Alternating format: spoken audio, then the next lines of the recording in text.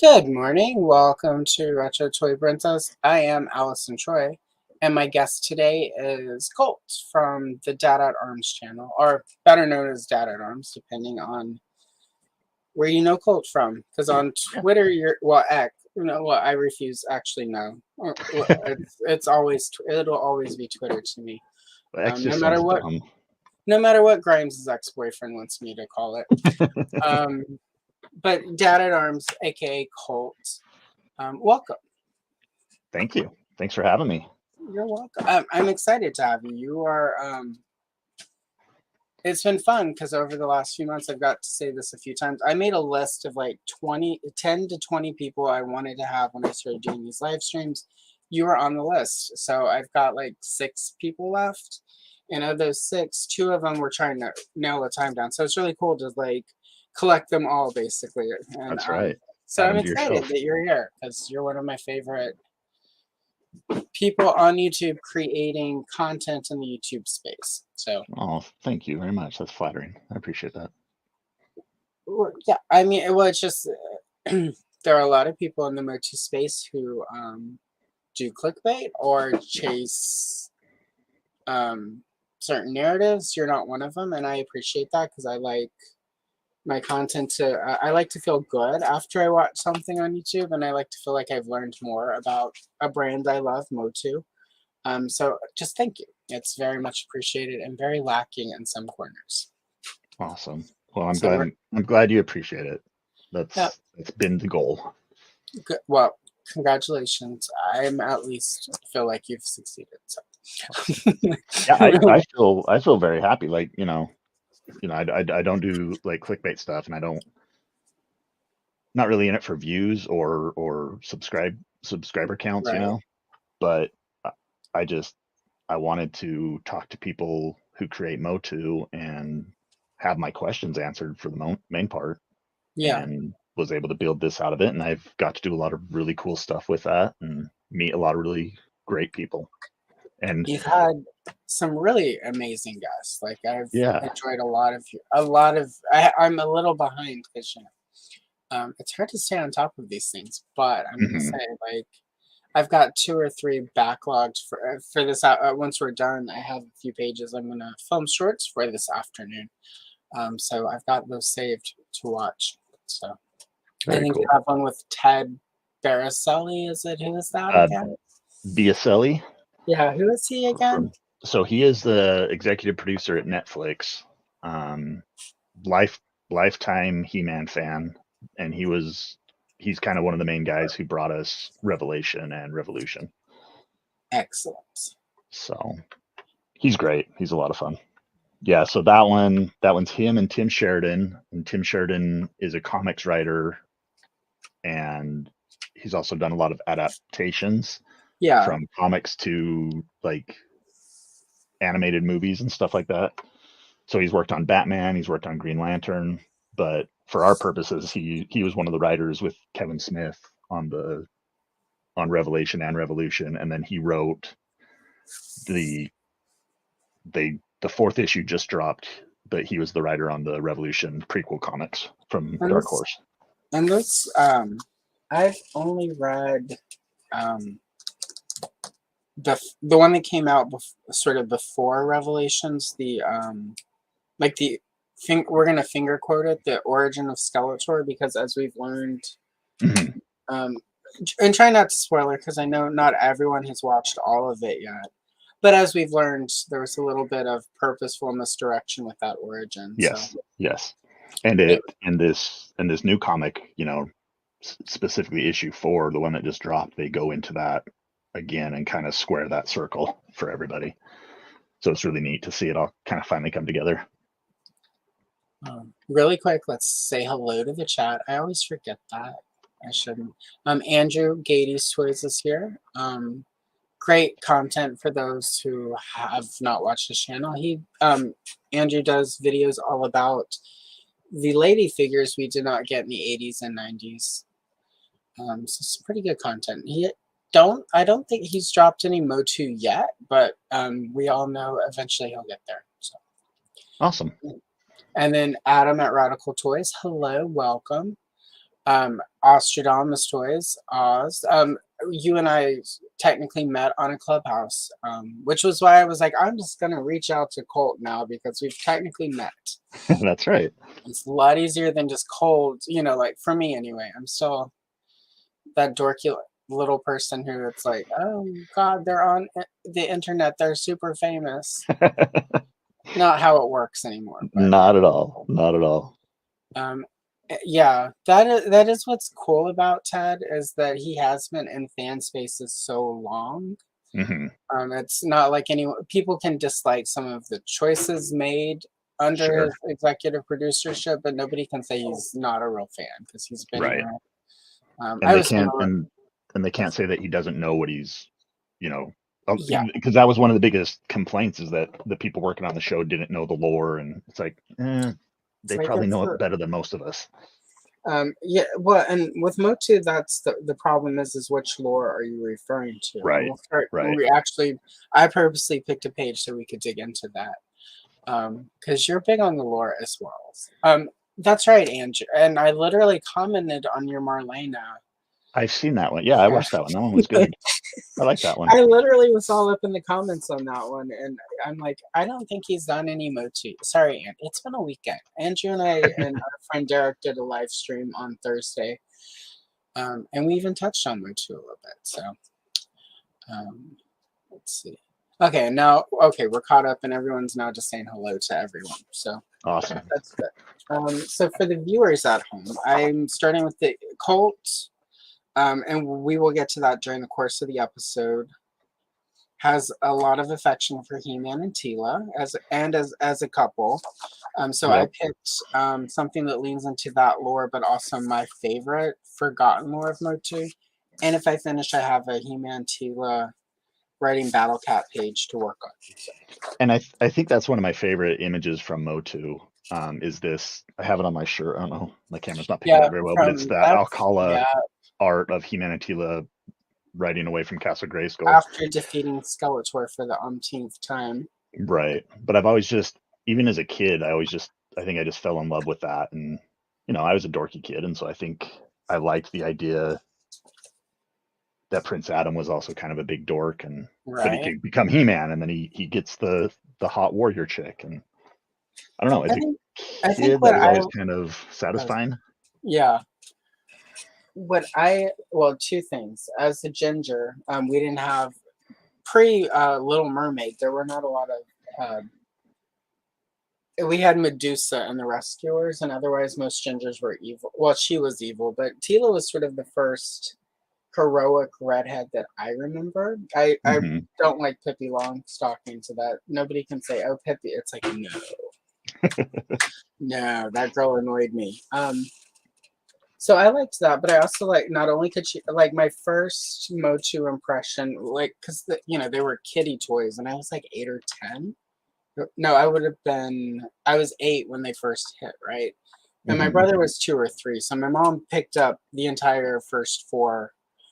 Beastman, Man at Arms, He-Man, Skeletor. He had all 4 of them because they were pretty cheap. People forget that. $4. They're like $2.99 on sale or some such. And I thought they were just these dorky kid toys. Like they're big, they're clunky, they have weird posture. Star Wars is so much cooler. What is with the rubbery? I was too hip for it.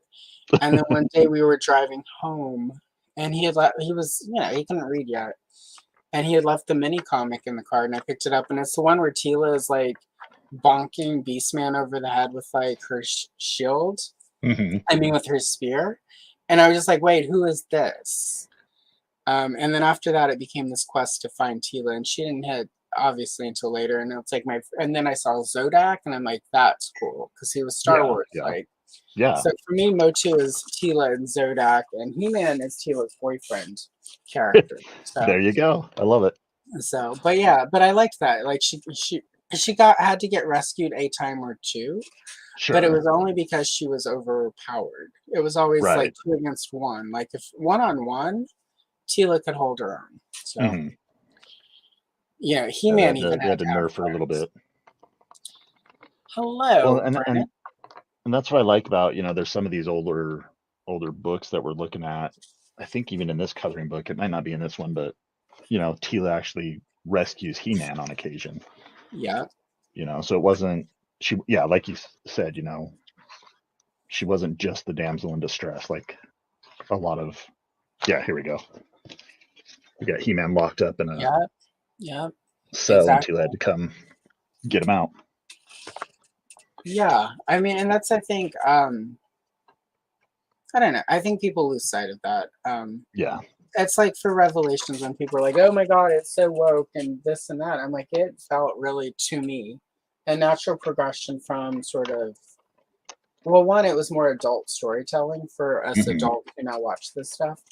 But I appreciate it. People are like, I don't think Tila would get angry like that. I'm like, bruh, have you watched Filmation? Tila was always hot she was headed. always mad. Yeah, She was she's always mad. She was upset.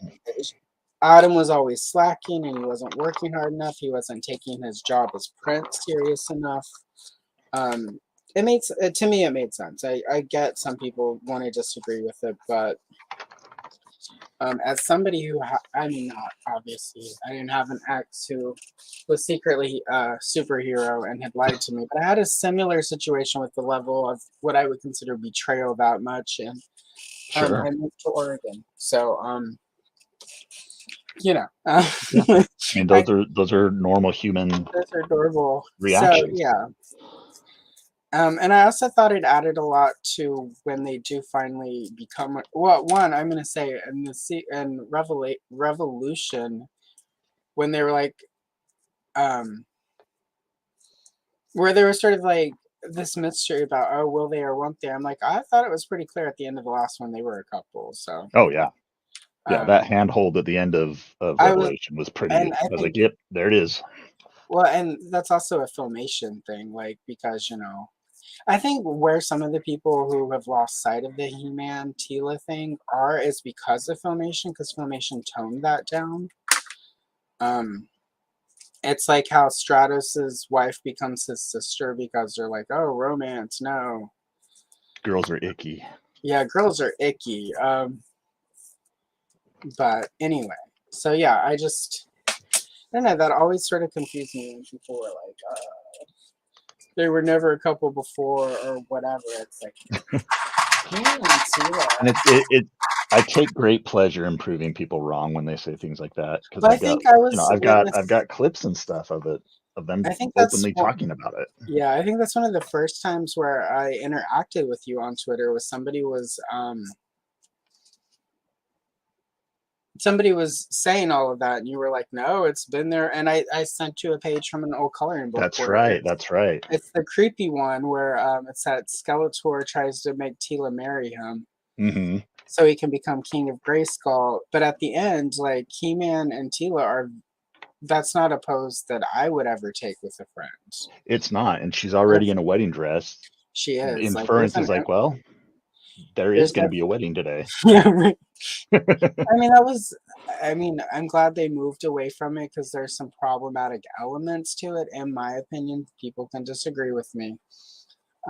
As long as you're an adult in your disagreement. But sort of that was the early mini comics, and this is, I guess, how sort of the sorceress and Tila were further merged when Filmation took over. But that original mini comics story as presented was Tila was the guardian of Grayskull, hmm who would one day marry the king. And that Yes. basically, it was almost implied that by marrying Tila, that was part of how the succession to the king of Grayskull would happen, Right. which is very gross and very weird. It's a little bit gross, and it also kind of takes away from what makes He-Man special, right? Yeah, Because if all he has to do is marry the woman, protecting the castle, yeah, it sort of, become, yeah, and it definitely needed a few elements to be reworked and and I thought think on a that, little bit more. and for me, there are things I don't like. Filmation is not necessarily my jam all the way, but I do like that how powerful and strong they made Tila. I mean, yeah, Yes. she's angry, but also think about it. She's training Prince Adam. He's a complete you know, He's kind we're of a gonna tool. finger quote it, slacker. He's not, you know, he doesn't do what she thinks he should be doing to be the next king. Um, I'd be a little bitter and angry too. Like, I think so too. And it's not necessarily Filmation lore. It's more of the I think from the newspaper comic strips. mhm, I might be wrong here. Um, but it shows kind of how Tila became captain of the guard and when she was appointed to be Adam's bodyguard. And there's definitely resentment there for her, where she's done all this work yeah, just to become the bodyguard of a lazy prince. yeah, that And I is, think King Randor says something to the effect of, he's like, no, he's like, you are the best person, the best warrior in the kingdom, and I want right. my son to learn from the best, and hopefully you can rub off on him. But Yeah, initially she's not happy without being appointed royal bodyguard. yeah. Well, I mean, yeah, I think that is the newspaper. I've got that collection. And I have flipped through it. I have not dug into it because most of it is in black and white, and I think we can all understand why I'm hesitant to look through that much black and white line art from Masters of the Universe when I've had stacks of Masters of the Universe pages to color already. That's But right. I'm not gonna lie, long-term plans for this channel at some point would be getting to those comic strips. So There are some fun things in those strips.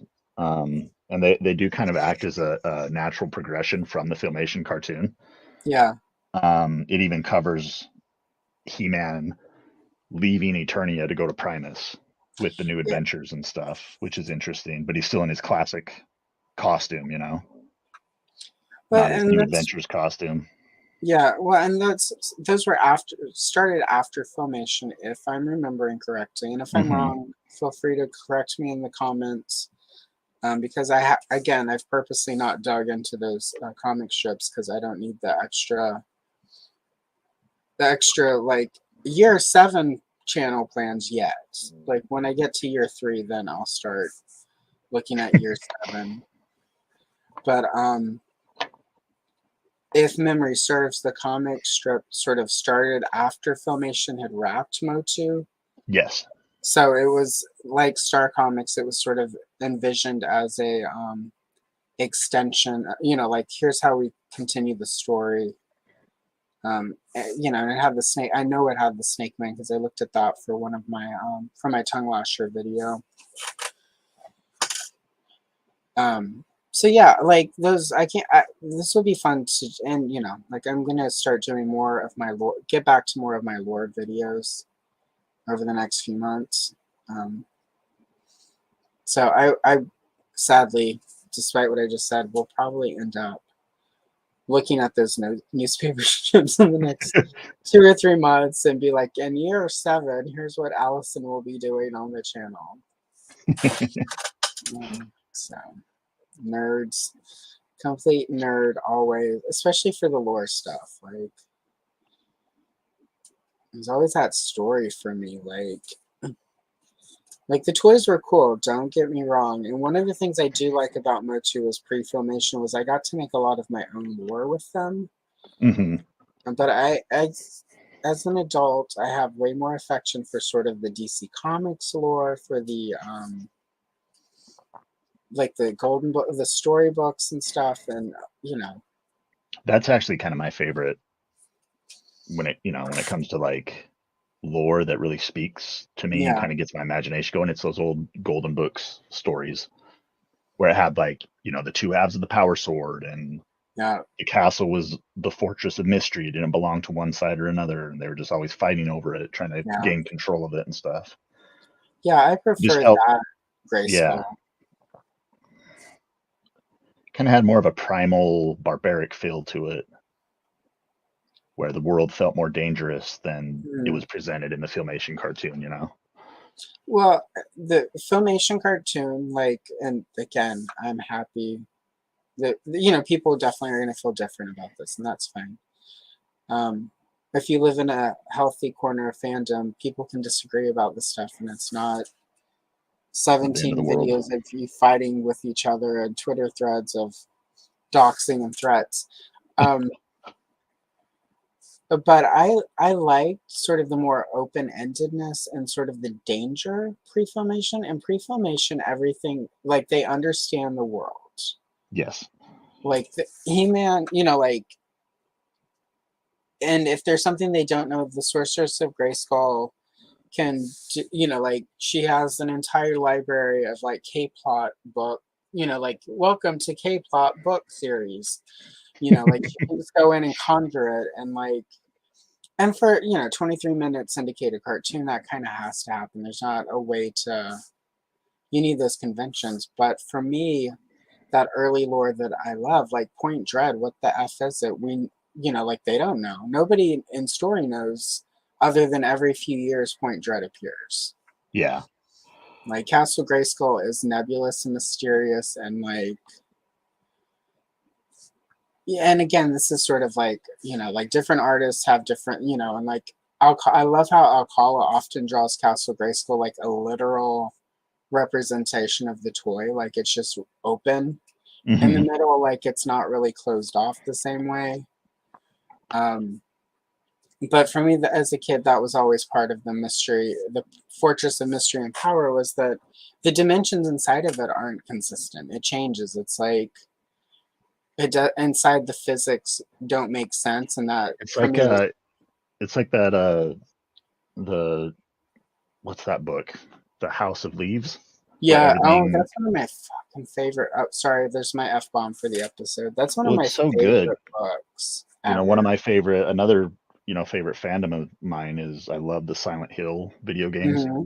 and a lot of that, they pull direct reference from that House of Leaves Oh my god. idea of just impossible spaces, right? Yeah, And so there's many areas that you explore in Silent Hill where they just keep changing yeah, around, and it's confusing, and you know this kind of thing can't exist in the space that I thought I was in. I entered an apartment building and now I'm in some weird nexus of the universe, right. Yeah, and in and House it's of Leaves, just yeah, and I love that kind of stuff, and so like, yeah. suddenly there's a labyrinth in the center of the house. Like, at Yes, the end of yes. the 5.5 minute hallway. Yep. Oh my god, I spent the year that came out, I bought it. Like, I would go sit, I lived in Austin at the time, and there was this great vegetarian restaurant called Mother's. I don't know if it's still there. Probably not. And if it's still there, it's probably been bought by some big corporation and sucks now. Yeah. I'm not technically a vegetarian person. At the time, I was under the tutelage of a very terrible nutritionist who had me doing vegetarian. Um, Hmm. it's not something that works for my body for a variety of reasons. I was really sick. But during that time, I would go to Mother's and get really good food. Their barbecue tofu was probably the last time I had tofu where I was like, okay, this is edible. Yeah. But I would sit there with House of Leaves and, like, my notebook, and I would be making notes. And there's that part where it's like his mom is in the hospital and she's sending him the messages, and I'm literally sitting there breaking the code, and, like, I haven't come across a book since that I felt that really, like, just got to me the way that one did. Like, it Hmm. was a really good book, but it's very Grayskull. I think that's a lot of sort of why I prefer pre-filmation, is because of sort of the House of Leavesness of it. Like, Grayskull is not nebulous and unknown. Um, you're never going to discover all the secrets because it just goes on and on and on forever under the planet, and time and space make no sense within Grayskull. And Yeah, and then it's got all the different portals and stuff to other yeah, areas, and just I really like the idea of. Did you ever read the Masters of the Multiverse I comic? did. That was a really good series. I liked how they kind of portrayed it. That the deeper you go into Grayskull, the Yeah, more like Lovecraftian it gets with like yeah, eldritch horrors and stuff, and that's what corrupted the yeah. anti-Eternia version of Prince Adam to become the monster he was as He-Man, was He because went he was too just deep. he looked too deeply into the abyss, you know. Yeah. Well, and that's classic sort of archetype going back to Joseph Campbell. Oh Like yeah, if you go too deep into the abyss, you don't come back. And if you do, what are you? Yeah, like, yeah. Are you even the same anymore? all right, let's really Fantastic. quick. I'm going to check in with chat. Sorry, guys, I don't mean to keep forgetting you guys. It's just, Colt is here, and I'm excited. 'Cause, like I said, you're one of the people that I've wanted to talk to in this forever. All right. I'm just trying to color so it looks good.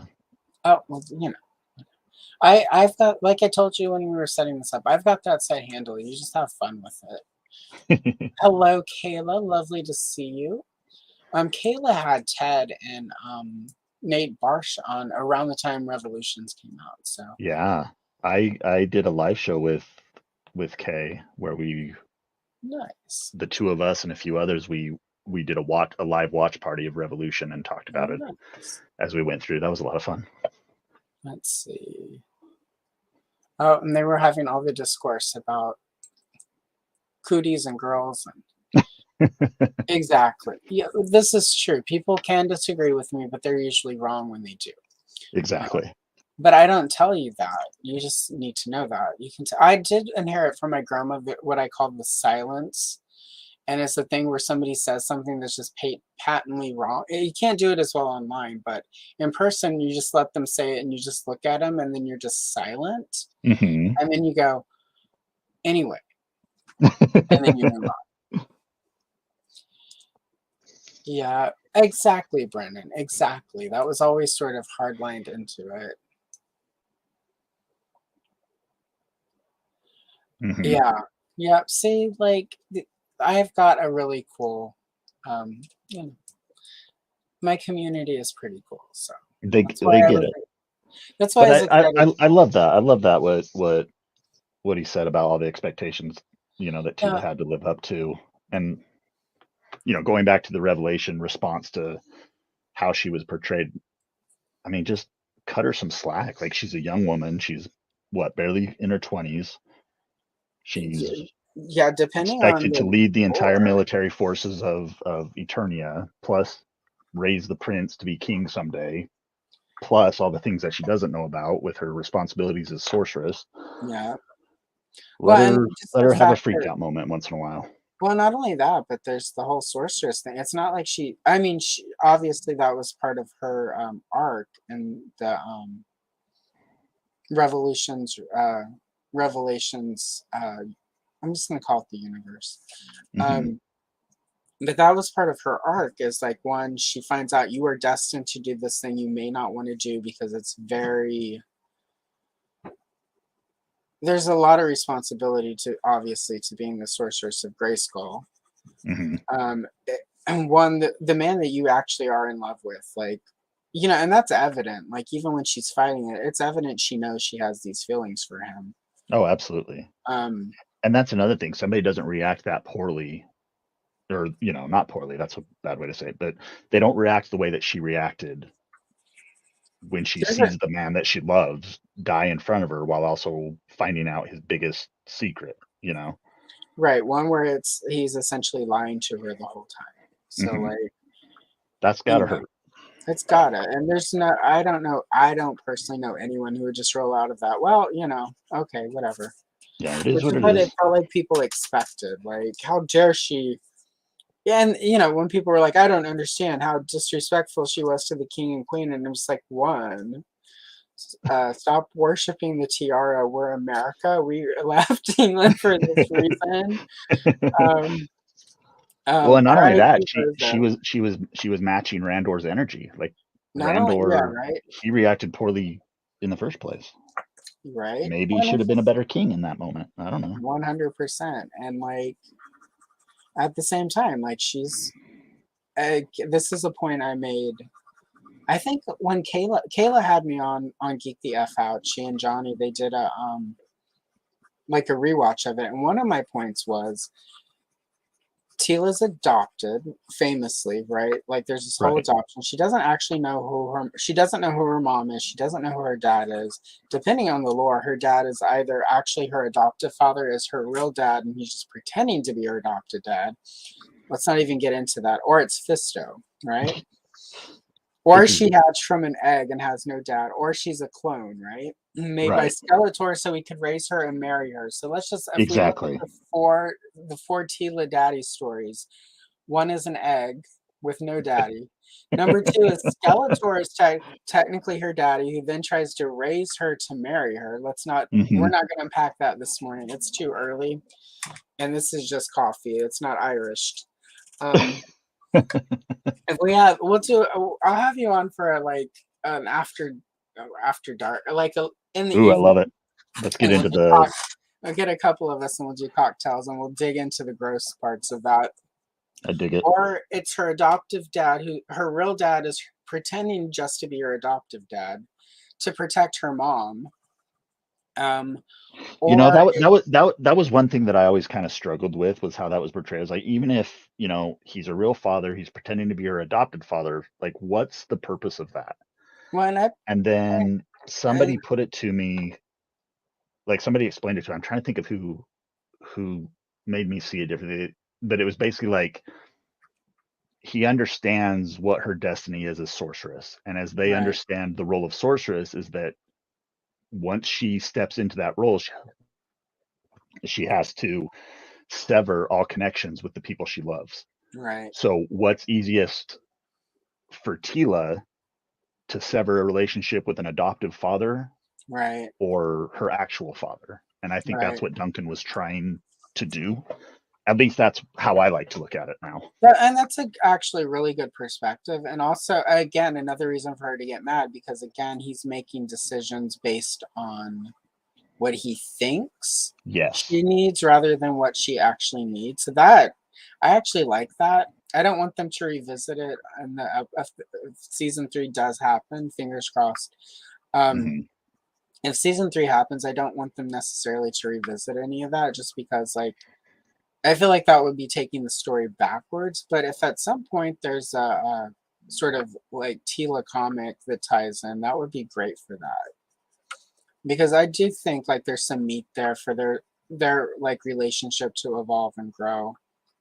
I think so too. One thing that in the latest video, the latest interview that I put out, it was we had Tim Sheridan, Ted Biaselli, but also Rob David was with us from Mattel, and Yeah. he wrote the Eternity War comics. He did a lot of the writing work for Revolution. He also did the CGI He-Man show for Netflix. But he was talking about how what he'd like to do, and this is totally unofficial because we were just Yeah, talking. This is right. no announcement or anything. But what he said is that he'd like to do a mini series comic, like a 4-issue comic of He-Man and Teela on their honeymoon and going on different Oh, adventures through the that would portals of Castle Grayskull and visiting different realms and stuff. And I think with that setup of the two of them going on these adventures to other places, there's a lot of space in there for them to really kind of talk about their past and talk yeah, about things that, you know, never really got the chance to be discussed, like how Teela feels about, Duncan being her adoptive father all these years just to be a real father, those kind of things. right. Well, not I think only there's a lot of that, space to explore there. and it gives the potential for alternate reality humanity so that they can compare and contrast. Yes. Because there's a reason every sort of long-term franchise does that mirror universe or alternate so that you can go, I would love that, and I would love if they uh, got them sort of to the Uar Warrior Woman Tila of like Yes. Wave One mini comics to Yes. sort of compare and contrast. Like, so Tila could see a He Man that was never Adam, Hmm. because and again, this is also impressed by sort of the changes in how He Man is portrayed. Like, there's a really good reason long term story arc wise, for like an Adam persona to exist. Yes. And it would be really, for me, especially with sort of Tila's going to have some lingering issues regardless. That would be a really fun way to resolve it. Is for her to meet a He-Man that has never been Adam. That was Right. always just He-Man from the get-go, and then Attila, who didn't have sort of that the military training in the palace. Like, like what is the deal with the Tila in the first wave of minicon? We just know she's a warrior woman. We don't have any Hmm. background. Well, and there's even the weird where she's possessed of like past warrior women Yeah, spirits, you know? yeah. There's that original, some of the original stuff that went out to retailers where it's like she's the patron of all warriors Yeah. because she sort of houses all of the sort of knowledge. So and that would be really cool because, and again, that's sort of in line with who Tila is right now in Revelations, but not quite. And Tila, for instance, could see what sort of the type of person she would be without sort of Duncan and without sort of being raised in the palace and having to take on all that responsibility. So there's some really cool stuff they could get from that. So I hope that happens. That would be I do awesome. too. I'm going to be bugging Rob about it because once he mentioned that, I was like grinning from ear to ear. I was like, well, I need that now. Yeah, that's a really, I mean, it would be really good for both of their evolutions as characters. From a toyetic point of view, it gives them sort of a good way that they could work in some variants of some A-list characters. Yep. Synergy. Do all the things, Mattel. Um, yeah, like that's really cool. See, I'm now definitely glad I'm going to be watching that this afternoon as I work on Nice. Return of the Jedi content for October. Well, it's Halloween, so I'm going to do a bunch of Jabba aliens for shorts. So there's sort of Halloween monstery things happening. Love it. But yeah, that's really effing cool. I do like that in Revelations they sort of paid homage to some of this early Evelyn lore where it felt like she was jealous of Tila because she wanted He-Man for herself. Yeah, yeah. I like And the little comments she had about yeah, or like what was it that how she was the forbidden fruit that yeah. befits He-Man's loincloth. And as soon as Is she said that, I mean, it helped that I've been looking at all these old books anyway and sort of plotting out, what pages should I do for shorts and what should be long form. And one of the long form videos is, and think I did send you the picture. So I apologize for anything that I repeat here on air that we chatted about oh, no worries at all. and prep. But the picture of Evelyn sort of in her vanity putting on a Tila mask. Yeah, yeah. And It's so such a bizarre it's so weird, and thing. like I love it. I love it because it's that sort of before Filmation time where they were like, "What is evil?" In the card back, she's conjuring an image of He-Man in the crystal ball, and it's like, is Hmm. she Does she like plotting him? against him, or is she like, "Wow, he's really hot"? Like, is Right. that a is that his thirst trap reel on Instagram that she's watching? Well, she's always shacking up with a guy that has a skull for a face. Yeah, I wonder if, in her quiet moments, she's wishing that she was Tila and she could get with He-Man. she's like, "I wish my man had skin."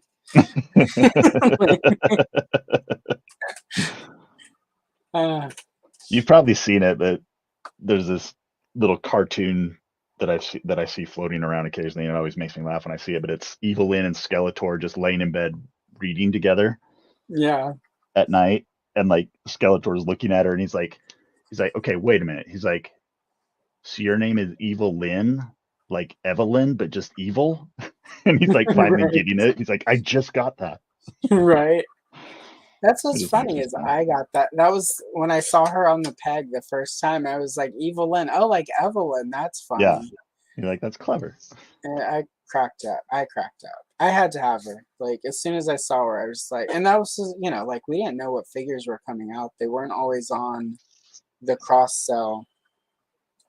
I just went to the Walmart toy aisle and like, what do they have? Let me go look at Star Wars, and then I walked by the MOTU, and there's bright yellow, just jumped right out. So that change to her definitely worked for me. Like, because originally she had like Caucasian skin tone. Yeah. And instead of the bright blue, it was like silver. And then it changed. And my low key, my whole reasoning that I think they did it was it's probably a little. I mean, I knew from the get go. I'm like, that's just a Tila body, but oh my god, it's so cool. Never mind. And I think that's exactly like why is Faker sort of like those really weird extreme colors.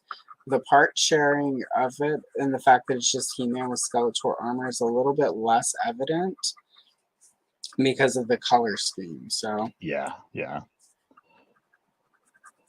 But I think I also think it's kind of funny in the space that we're in today with new toys coming out.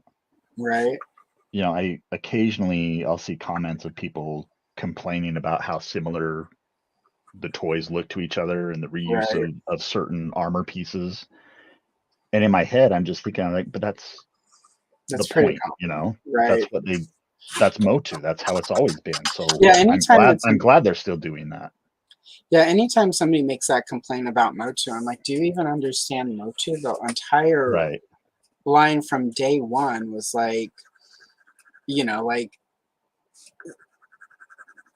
was like reuse. Like wave one, it's like there's a hairy torso and legs and arms that go with the hairy torso. There's a monster arms and monster feet. There's the smooth torso, and there's human arms and human legs. Yep. Like so, you've got two torsos, and then like three different arms, three different legs. Everyone had the same like waist piece, and then there's Tila. Like, Yeah. and so I don't know. Like whenever people sort of with MOTU get really, especially Origins, when they're like, it's just the same stuff. I'm like, that's entirely the point. Yeah. Like That's the point of it. that's what like Faker, 100%. We need a figure really fast. How do we do it? Oh, evil robot of He-Man, make it blue. Which that was another thing that I liked about Revelation was that they made Faker actually look like He-Man, where he Yeah, could pass off as a clone, as an yeah. imposter He-Man. And that even ties into sort of Faker and Filmation, where it was just He-Man with glowy eyes. So it's like Hmm. they, like again, they did, somebody knew the lore and knew sort of the things. And somebody in Vintage at one point, somebody came up with the, when I say somebody, I mean somebody, one of the people creating the books or the comics or whatever. It might have even been in one of the UK comics where they did like an origin of Faker. The reason Faker was blue was because originally he was not. He looked just like He-Man, but because Skeletor created him half through magic, he couldn't get it right. Magic started going awry. Like all all evil magic eventually goes awry. So that's why he was blue, was because the magic was, like Skeletor's magic was failing, but it was a real robot. So Yep. Yeah, it's fun. hello, really quick, just pop up some. We've got Hi, Derek. Derek. Cobb is here. I'm pretty sure I said hi to Thanos earlier, but if I didn't, hello. There are a few that I hit really quick. Oh, I missed Rolando. Hello and welcome. So I hit that, but I forgot to say hello to Rolando. So that's what happens when you have people that you want to deep dive nerddom into with forget the chat too. Yeah, don't blame Allison, guys. You can blame me. It's my fault. You blame both of us, but you're here. I'm assuming if you're here today watching me and Colt, you're here for this sort of nerdery and less about the rest of it. So, and I do a lot of these on my own now, where it's just me, so that I'm much better at chat when it's just me. So, anyway, so yeah, we've got Evil Lynn being jealous over He-Man and Tila because her man got no skin on his face. And I'm just going to say there's a lot of stuff that you don't want your boyfriend to do if he doesn't have lips. That's right.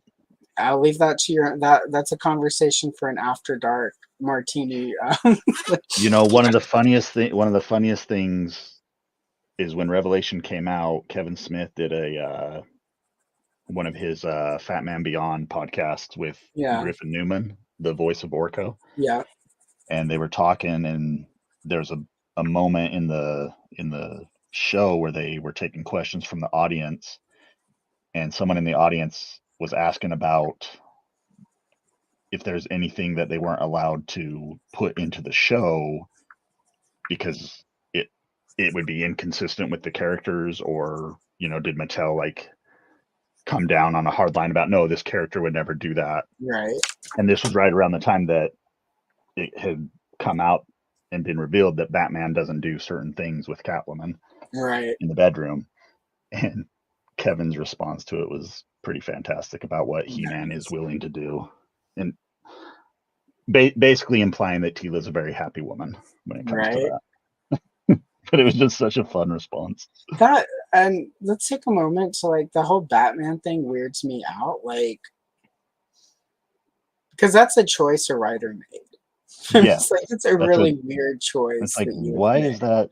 That says more about you than it does That about says a Batman. lot to me about the writer, that there's a list of things he won't do with Catwoman. Yes. And it's weird to me, and I say this, it's not weird in a like interest, it's weird in a like sort of way, because Catwoman so often has like a sex worker background.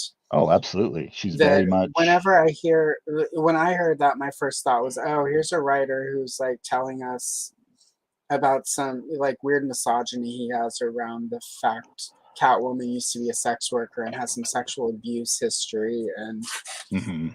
and I was just like, I'm gonna avoid that writer's work, because even if he's Yeah. normally cool, that sort of thing is just, that's an underlying issue that eventually you end up realizing, oh, Alan Moore kind of sucks.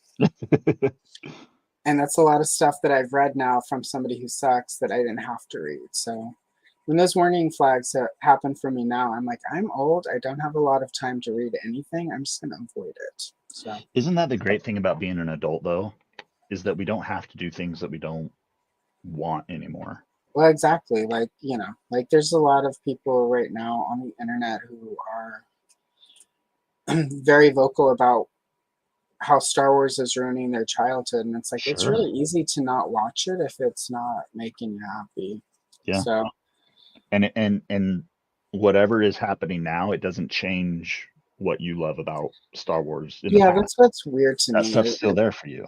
And it seems, like obviously, I follow you on Twitter.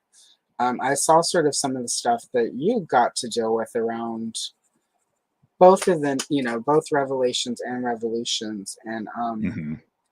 it's just really odd to me. Yeah, and I get there's a certain sort of the anger clickbait side of it. Right. Some of these people have an entire industry and make a lot of money on platforms like YouTube, by doing sort of angry clickbait that will get people worked up and then angry and watch the whole video to like feel, just basically to like sort of lean into like that. And that, from like, I don't, um, like, I'm politically active. I don't watch a lot of political stuff because it's like getting angry about it doesn't do anything to help the situation. I vote. Right.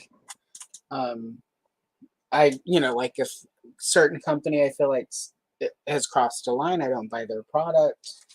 But I don't spend a lot of time anymore. Like there was a phase where I was way too vocal about stuff on the internet, and then just realized like that's a lot of energy that I could be putting toward building a cool YouTube channel of stuff I do like. Yeah. But I don't sort of, and again, there are a lot of people who watch it, so I get that there's an audience for it, but I stopped. Like there were a few channels I watched that took a really weird veer into like angry, I'm going to call it angry Chad content. Yes. And I apologize to anyone named Chad who isn't an angry Chad, but that's the easiest way to. I know a Chad or two, and they're not angry, but there's a whole sort of angry Chad. It's it's like Karen. Like you can be named Karen and not be a Karen. Well, it's the weird male alpha mentality. Yeah, where it's like, oh, this thing somehow challenges my manhood, and it's like it really doesn't. Like your manhood is. If your manhood is challenged because Tila gets to be a little bit forward in a story about He-Man, then maybe you're a man that's not so secure. And it's okay if you Yeah. don't like it. Like, if you don't like the story being told, that's different than like, oh my God, it's terrible because there's a woman in charge. And I don't know. Like, I don't get it. It's like, especially with MOTU, because MOTU is MOTU always is built on strong women. built on strong women. Women always taking, even in Filmation, there were Tila episodes where it's like Tila kind of came to the foreground. And Well, as and a it's kid, got, what I like about Filmation, specifically with, with women, is that I can't think of a single woman in that series that isn't portrayed as strong and with their own motivations and yeah, stuff. You know what I mean? all of the lead women are, in fact, like, They're all badasses. um, even Queen Marlena, as Hmm. Andrew, now that Andrew's reminded me that I forgot a whole last episode that I commented on, I'm going to reference it again, Andrew, sorry. But even as Andrew pointed out, there's even an entire episode of Filmation built around Queen Marlena, like in her origins, and Hmm. And it's one of the best episodes. it's I one think of it's the best. called, is it the Rainbow? It's the Yep, Rainbow the Warrior, Rainbow. right? Yep, Where it talks about her as a pilot, and yeah, then it even goes into, how she knows who Adam is and is proud of him for what he's yeah, doing. It's just, but yeah, back to the initial point. I mean, you've got Sorceress, who is the most powerful character in the show because you know, He-Man yeah, gets his power from Grayskull, and she protects Grayskull. She's the steward of Grayskull. We've got yeah, Evelyn, who's a powerful sorceress and witch, and we've got She-Ra, who is literally the most powerful woman in the universe, and then we have Tila, who is the captain of the guard. But even beyond that, we have these other characters who are females who are still capable of doing powerful things, and yeah. it didn't Well, talk down to that aspect. and it's what's interesting. I did. It always feels weird when I mention like. So I'm the researcher for Jay of Geek Dad Life's Toy Geeks podcast. Oh, cool. And so they did an entire episode on MOTU Filmation, and as part of it, I read sort of the Andy Mangels and Lou Scheimer sort of autobiography memoir. And it was really just, it was written a few years ago because obviously Lou is no longer with us, but it was really Right. interesting just getting to, like, and obviously some of this was also PR and some of it is, how Lou remembers things. But even with sort of that disclaimer, a lot of Lou, Lou was very big on inclusion. Like one of their biggest hits ever was the Cosby Kids. Hmm. Um, so Tila makes sense. Like John Blackstar in the Blackstar comic, originally they wanted him to be black, and that didn't happen. And then for a while they were going to make him Native American, and that he ended up being a ambiguously Native American character because he's definitely not pale. So like, Right. there's an argument to be had that John Blackstar is Native American, Indigenous, whichever. My grandfather preferred Native American, so but there are people who prefer Indigenous. So whichever you prefer, let me know, and that's how I refer to you. I Yes. just know my grandfather was not always the nicest man, and we tried to stay on his good side. So Native American it was. Um, but and then Brave Star, like Yeah, you got Brave 100%. Star, who was Native And American, that was indigenous. Filmation's last real. That was their last show, but it was also like sort of the end of Filmation was Brave Star. Um, so it was just interesting that like some of it now is not like what we would consider sort of forward thinking now, but for the time, like that was for the time, Tila and Sorceress and even Evil Lynn like were very well rounded, well developed, cool characters. So Yeah. I mean, my personal favorite episode is the one where Tila and Evil Lynn are stuck in the desert together. Oh, it's and they so have good. to work together to survive. And Evelyn takes her helmet off, and we see the short white hair, and like that one. And I, And and I love it so much that I love to see it kind of revisited in the yeah, stories we're getting now. Like they do it with Revelation and Revolution. yeah, they did. And They they also 100%. there's even a few episodes of the CGI show where, I mean, it even had Tila and Evelyn sitting around a campfire. Yeah, You know, there's definitely like filmation set sort of in motion, sort of for me like a really cool dynamic. But like in a different world, they would have been best friends yes, because they are a lot alike, but they're at some point there's a like, and it's sort of the nature, you can say it's a nature versus nurture because obviously in every continuity Evelyn's family situation is not particularly good. right, They're either trying to eat her or they're the nameless one. It's like it's one or yes, the other, or she's from Earth and was or jealous of Queen Marlena. she's the daughter of Hordak. There's that one too, yeah. So there are a lot of different, like, but again, it's really interesting because, and again, it's sort of almost cheesy because literally it springs from them using the same tooling for both figures back in 1980s. But at the same time, like, it's just really cool that they sort of function as like point counterpoint to nature versus nurture. So yeah, especially because Evelyn has these moments where she's good. I'm not gonna say heroic, but I mean, in the last miniseries, she definitely had some moments where she was, I would consider heroic, and those were nice to see. Like at Yeah, the end of Revolution, when she was being very heroic and saving the day and willing to put her life in jeopardy to save people. Like I loved the whole arc of Evelyn. it was So really well written, really well done, and I really want that season 3 because I want to see what comes next now that she's part of the yeah, Cosmic yeah. Enforcers. You know, Now that she's a Zodak. yeah, Yeah, like there's just so much cool stuff that they could do in another, and it feels like more expansion. Like for me, it feels like the first season was taking sort of what we know and sort of growing that out.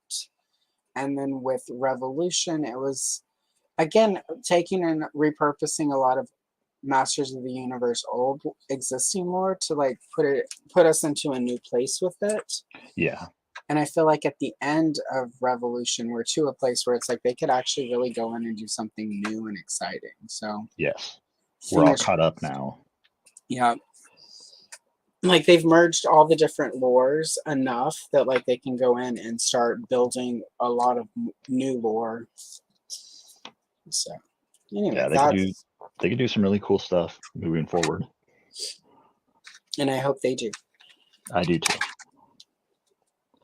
It'd be really nice to get, because again, I mean, anyone watching this channel knows I'm pretty all in on Origins. But what excites me more about Origins than like, yeah, it's cool that we're gonna get Modulok and Rio Blast, but I'm really excited about like Demo Man and Yeah, all kind of these gives new you. Snake Men. Like I like new characters. I like that they're building it out. I do too, and I think that's another thing that frustrates me is when people get upset that well, why are they wasting time and resources on these new characters when we don't have the original Right. toys in Origins yet? And I don't know. To me, I agree with you. Like, I want more than what I had as a kid and what Yeah. was available as a kid. I want to see it expanded. And that's why I love seeing these crossover lines with, the turtles, the Ninja Turtles. Like, that's a Yeah. dream come true Well, not for only that, me. there's been some really the turtles themselves have not fared well as far as the variants. My least favorite tools in those are the actual turtles. But like that Ram Man and the Oh, Shredder and they're pretty great. I mean The the Moss Man.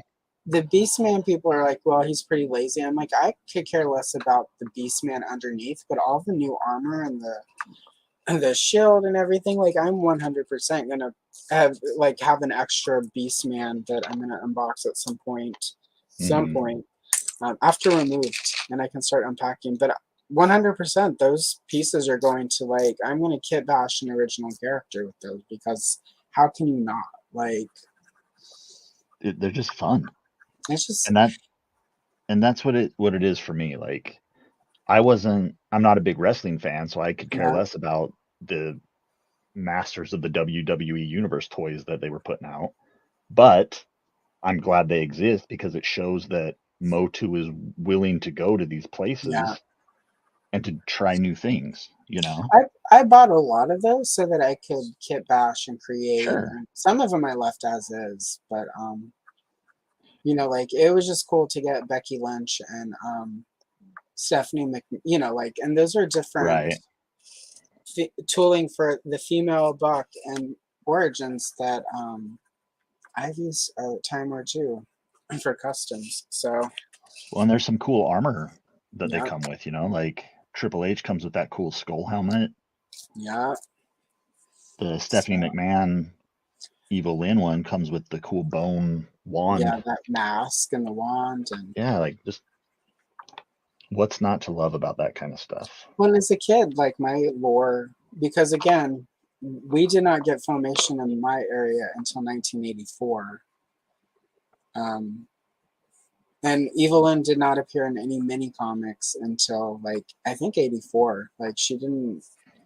I think her first one was maybe the Obelisk, so maybe late 83. Either way, um, so my whole lore for her was that she was from this coven of witches, and she sometimes worked with Skeletor, but she was her own thing. And it's like I had created this entire, as a kid, an entire coven of witches, which I could never sort of make manifest because there weren't enough MOTU scaled figures at the time to build out the witches. And I didn't, Hmm. like putting Barbie and strawberry shortcake. I did use sour grapes. I will say sour grapes. But she doesn't. She's a little bit taller. So it wasn't. It was what it was. But that's what was sort of exciting for the Stephanie McMahon. It's like I got two of them. One has the mask on, and I put like a cape over her. So there's the queen of the witches, and then the other Stephanie McMahon is just a witch. So I've been slowly repainting Evil Ends into different characters so that I can build out my coven. Um, it would be nice if there were more female bucks, Mattel. Let's get to it. Yeah. I need a Queen Belina as part of the cartoon collection. I know that will never happen, but I'm just going to say it anyway. Queen Belina, guys. Do an entire Tale of Two Cities, Slave City box set where we get Queen Belina, Lodar, Wouldn't that be great? Garn, and get the Princess Rana that was in the mini comic, the Native American version. Hmm. Like, there's some cool stuff that they could do. If I'm I ever really hope bringing, we get a Shikati I really figure. need a Shikati. I want Shikati really She's fantastic. Again, another powerful, badass female. great. Yeah. Yeah, it would just be really nice if they that's my one thing I've been sort of want to say angry about, but not even just sort of disappointed in the cartoon collection is that so far it's been re-releases of existing characters Right. They haven't that we really already tread have. new ground yet.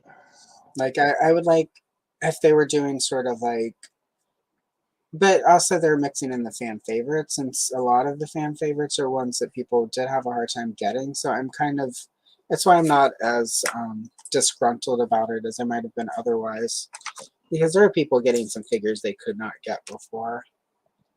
So let's see. All right, really quick. Hello, Todd. Welcome. Yep, exactly. Dad at arms today. That's very Um, kind. Todd's good people. Let's see. Right. Exactly right. Right. Like, there's no way she wouldn't have something to say about that. See, and Kenzo says it perfectly right here. There you go. Okay, Exactly. You're just Kenzo, telling on yourselves. that makes me wish it was Irish right now. All right. Well, exactly, and that's what I'm gonna say. Like, for me, like Barbie never quite hit with me as a kid. It was like Darcy. I was also a Kenner kid, but Darcy. At first, it was the Hasbro Charlie's Angels dolls, but then Star Wars happened, and it was just Leia, Leia, Leia. Because Mego Wonder Woman stuff was too expensive. My parents were young and broke. Star Wars was affordable, but it was. And then Kenner, it was anything Kenner did was like magic. So I was all about Darcy and Glamour Gals and Strawberry Shortcake, of course. But also it was all what I noticed sort of looking back was, and then Tila happened, right? And then like I had GoBots, I had some GI Joe, but it was all like action oriented. Like even Strawberry Shortcake, it was adventures. It wasn't necessarily like with Barbie. It was mostly like Barbie's a model this week. Yay! Look at Barbie. She's the prom queen. She's pretty. And I was not. That was not my vibe as a kid. You know, it was the princess with the weird hair that was shooting stuff, and Tila and the Glamour Gals were action figures, and although some of they didn't have their own cartoons, so again, I just kind of made up adventures. Strawberry Shortcake was always trying to keep the purple pie man from getting her pies and cakes and cookies. And again, this is not something we're going to break down today. This is an after dark episode. But let's think for a moment. What did the old What creepy does dude that in mean? Strawberry Shortcake's neighborhood do every week? He tried to get her cookies, her pies, and her cake. You've got a creepy old man with gray hair, well, purple, chasing these little kids around trying to get their pies and their cookies and their berries. It was a cautionary tale. Yes, and his one friend is the old lady with the snake who's encouraging him, like, "Yeah, let's go steal those kids' cakes." Anyway, think about it. We'll discuss it on we'll do an after dark where I'm very some Friday excited. night, and we'll break down the dark side of it. But yeah, I don't know. Like like I said, I saw Tila. She was red haired. She was kicking ass. It was very much the Princess Leia. Like Yes. even in that first mini comic, she's portrayed as very sort of savvy, and the comic book doesn't make it clear because they just show Skeletor as Skeletor. But if you read the text, he disguises himself through magic. So that's why when she's sitting there talking to him in Grayskull, she doesn't realize that that's Skeletor. Right. She thinks that it is She thinks the it heir might to the be the King throne. of Grayskull because he's Right. in disguise, and I'm gonna assume that was added in there later, or they specifically told Alcala not to, because like this mini comics were to sell toys. Let's not even pretend. Wave one, MOTU. It was 100% like let's just sell toys, whatever we can do. So Circus World and Child's World and Toys R Us will buy these. Stick a comic in there quickly. Put something together, Alfredo. Um, so, but yeah, I don't know. And then Shira blew up for me. Like it was like that was my life. Shira. I worked that summer because I was at that age where my parents were like, "You're a little too old for toys, don't you think?" Um, My parents still tell me that. I went through this weird, like my mom was sort of a collector. My grandmother had an entire, she built a room, my grandfather spent a lot of money to build her an entire room. They converted their garage into a doll room for all of her dolls. My grandma always got it. She was the one who bought me a lot of really cool stuff growing up. Hmm. Um, but I was and also, like I was really into comic book. I think some of it too was just like I had started reading comic books because of superpowers, giving me a Wonder Woman we could afford. Um, and my parents were just like, yeah, you're getting a little old for toys. Um, and that was in the summer She-Ra hit. My grandfather bought me, it was the year he retired. He was not supposed to be smoking. And he would read those, those trashy detective magazines they used to Oh make. yeah. Oh yeah. He would read those, and my grandmother did not, for obvious reasons. She was a very Christian woman, did not like that, and he couldn't have them in the house. So like that summer, he was retired. His first retirement, I went and stayed, and it was the first year I didn't really go stay with the babysitter. So we went to Walmart like the first day I was there with, the first weekday I was there, and my grandma was at work, and he was like, I'm not supposed to have this magazine.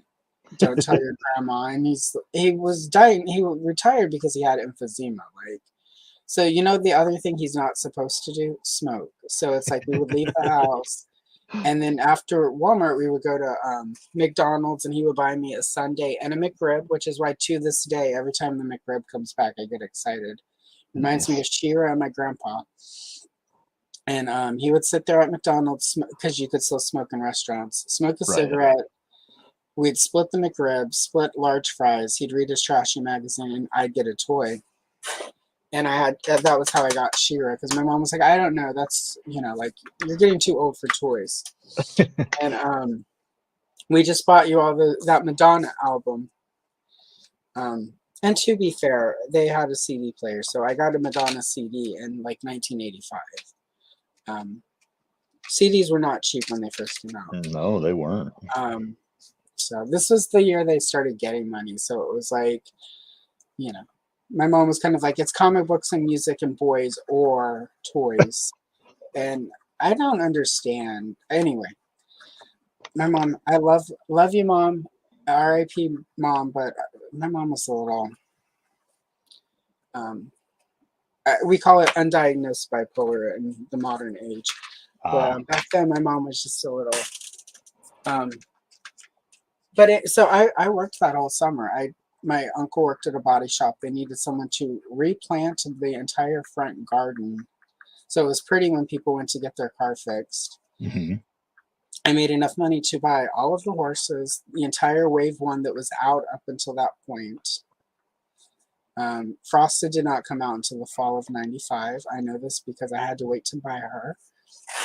Nor did Enchanta. So for Christmas, I got Enchanta, and we had to order Cal through Sears because he never showed up in stores locally until wave 2. But yeah, I paid for all of that by working, and like I made like $120. Nice. I got a lot of comic books too, don't get me wrong, but I didn't buy the Crystal Castle. It was like I could get these 3 horses, or I could get the castle. 3 horses wins every time. Oh, yeah. And plus, my grandma was like, I'll get that to you for Christmas. The Montgomery Ward catalog just came in.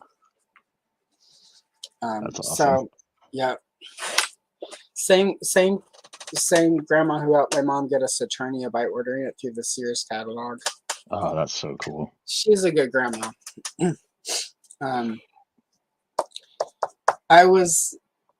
She was such a good grandma that when I was like, she passed when I was like 25, I think.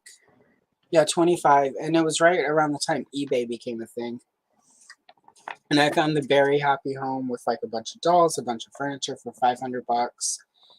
And I had just gotten laid off from one of the .coms, and I was talking to my grandma, and I'm like, oh, it's perfect. It has everything. I'm like, but 500 is too much. I'm like, I could justify 300. And this tells you also what part of eBay it was. It was like a buy it now, right when that sort of became a thing. Right. And like 4 days later, I get a card from my grandma, and there's a check for like $200, and the note was like, get the very happy, and she passed like 2 weeks later. So, oh, that's sweet. Yeah, that was the type of grandma. She was also undiagnosed bipolar, but yeah, I got fun grandma. My mom did not get fun grandma. Yeah. Oh, hello, Brick. Hey, Brick. Yeah, Brick.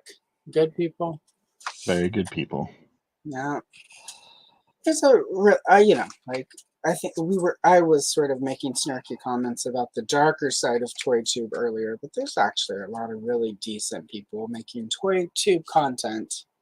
Well, that's the thing. For every bad apple there's at least 5 other good apples. Yeah, to balance it out, just avoiding and not.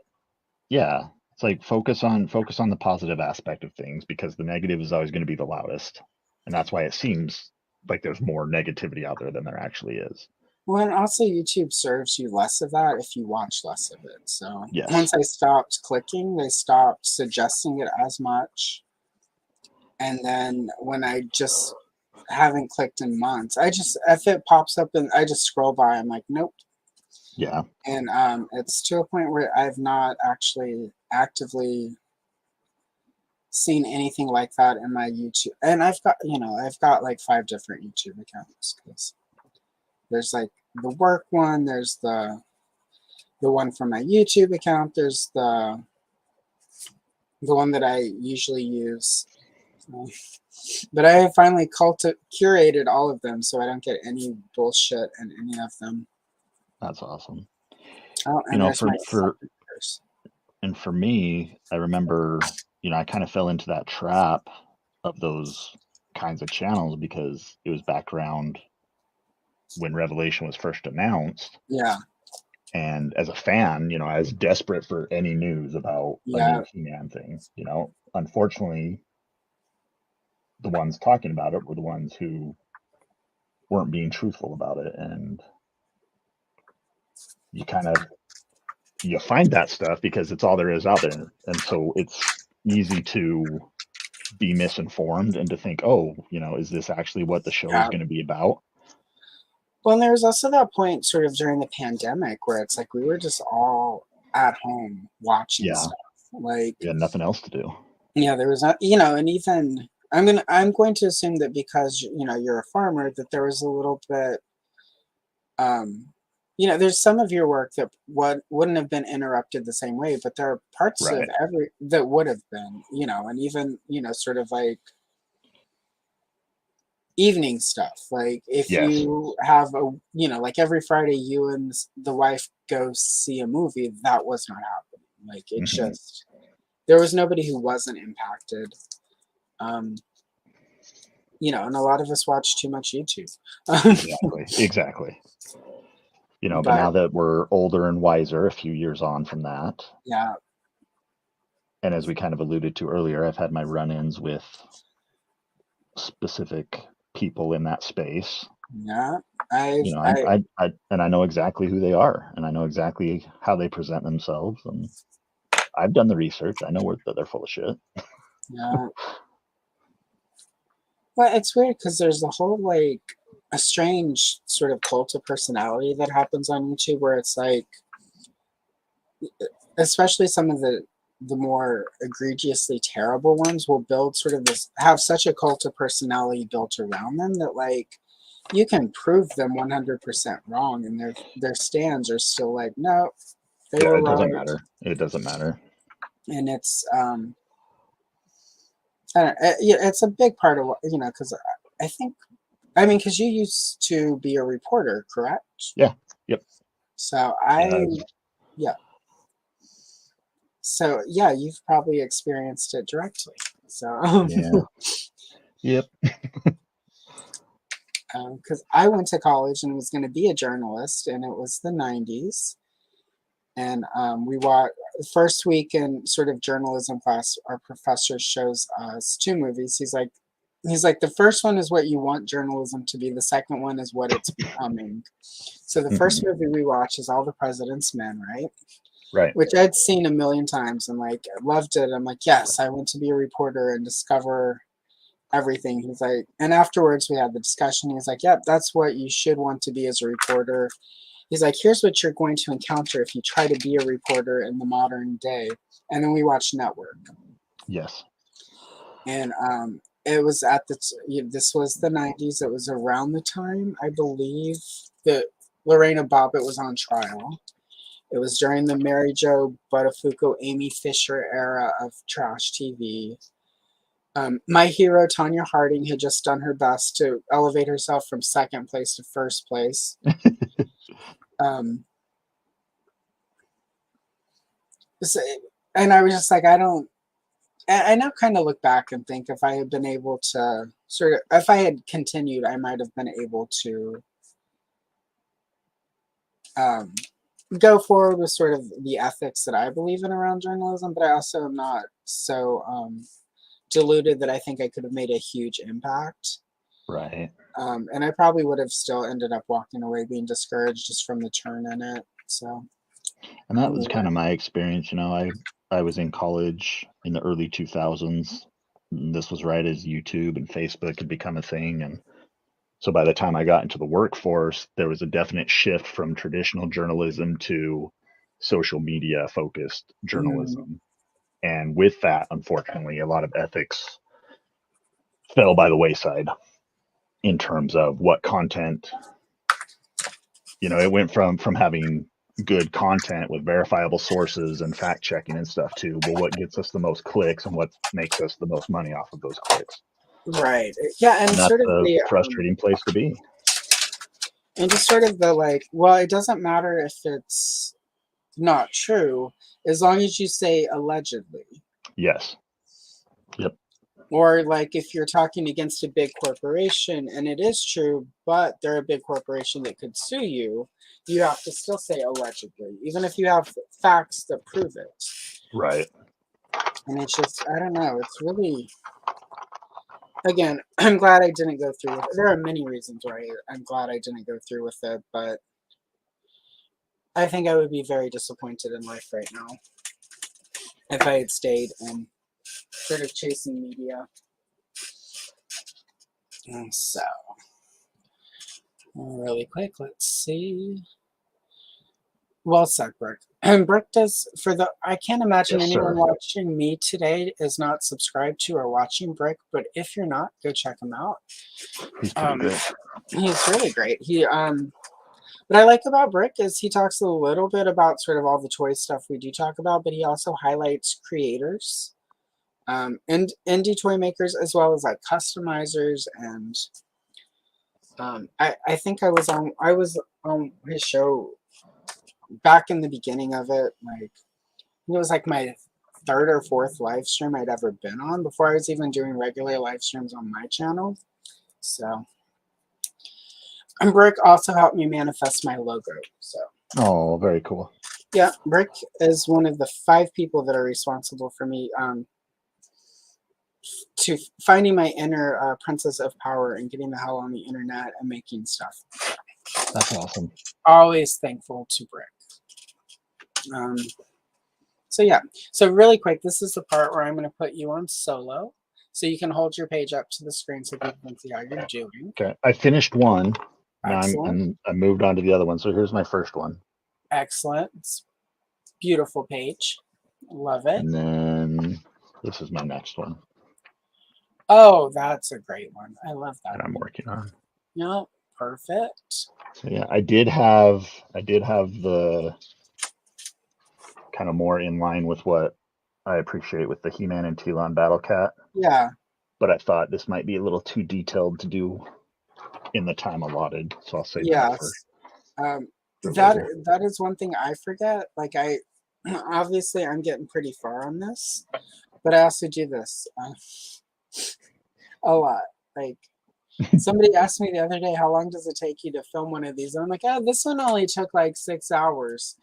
And and then after that, I was like, most of them only take like 2 hours. Um, so, but I forget that when I started this, I never finished pages on stream. I always had to finish them after, and you just practice enough and you get Yeah. fast. So I try. I also when I sent you pages, I tried to send some stuff that you could pick from that would go quickly. Yeah, I liked all the choices you sent. I always There's a feel few in better there.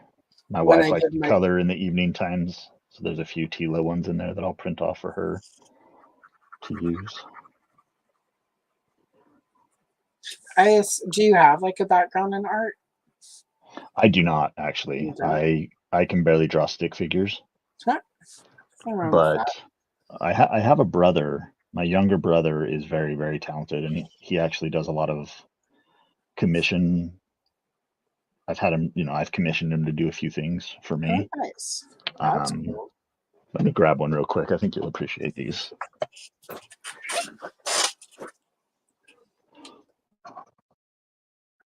So this is one that he did.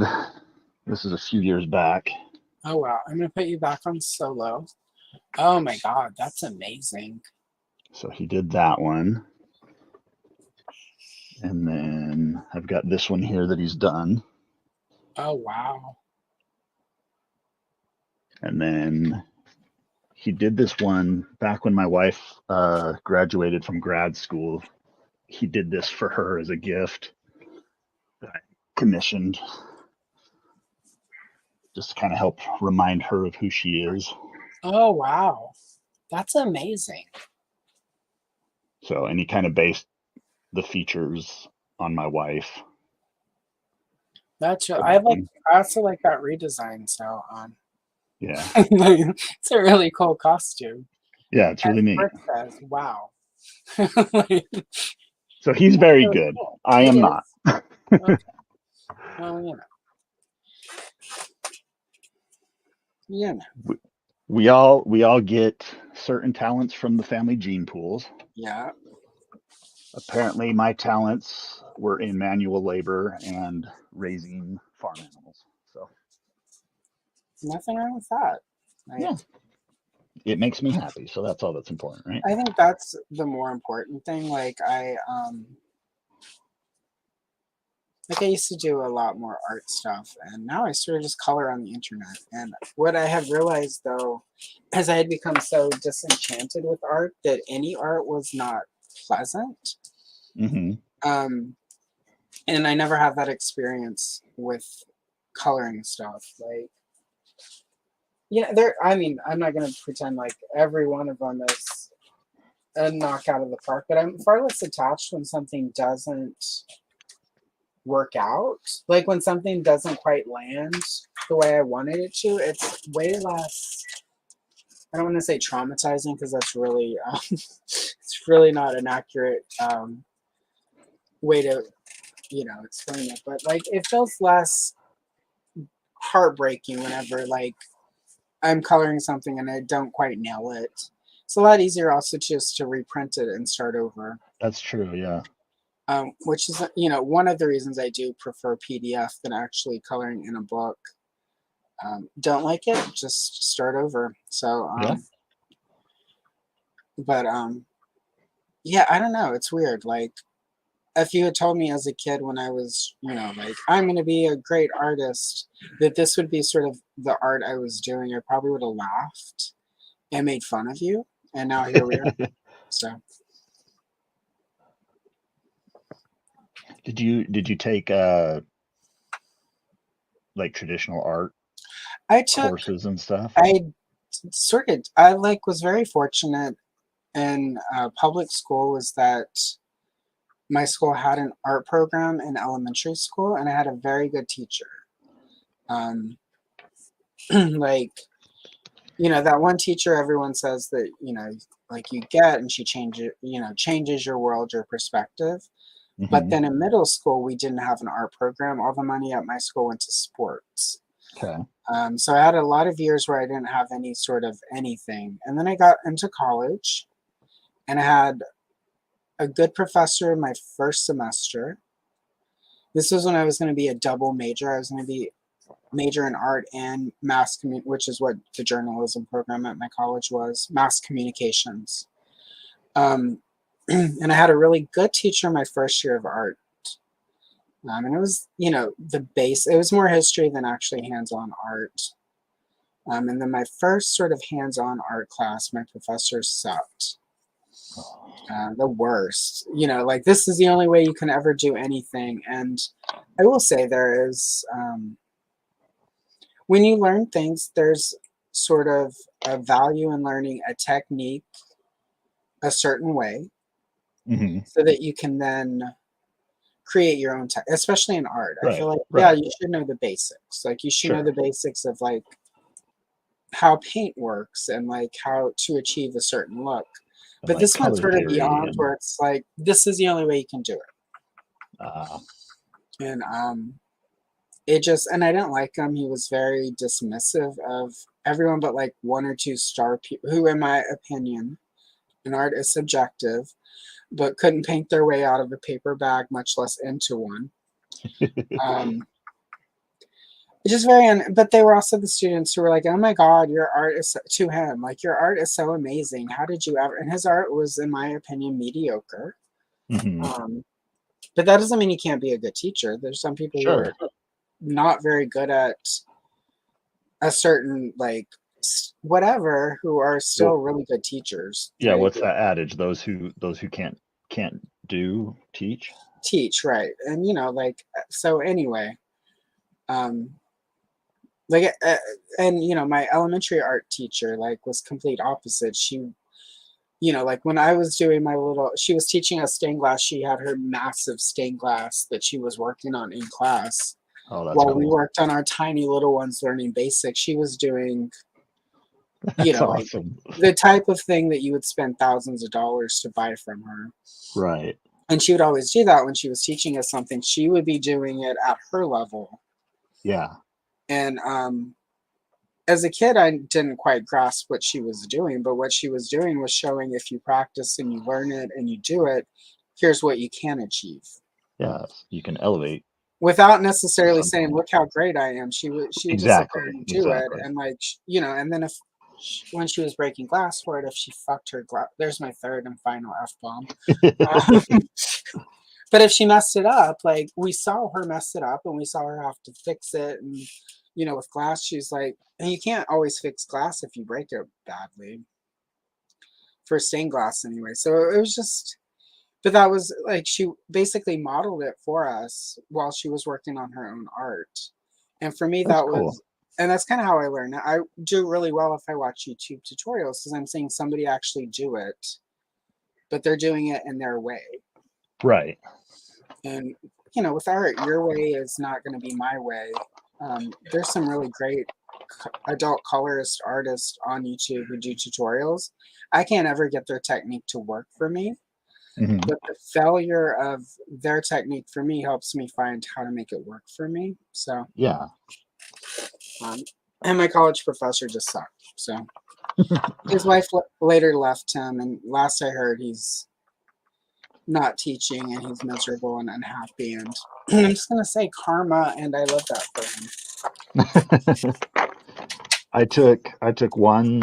I think I took Art 101 in college, and I remember we had to go to a bunch of art museums, and I remember we had to go to this art exhibit for Georgia O'Keeffe, and I Oh, just remember looking at all of her flowers yep, that looked like other things, yep, very much. and and then we got to the children's section of the art gallery where there was like a chalkboard and a whiteboard, and kids could.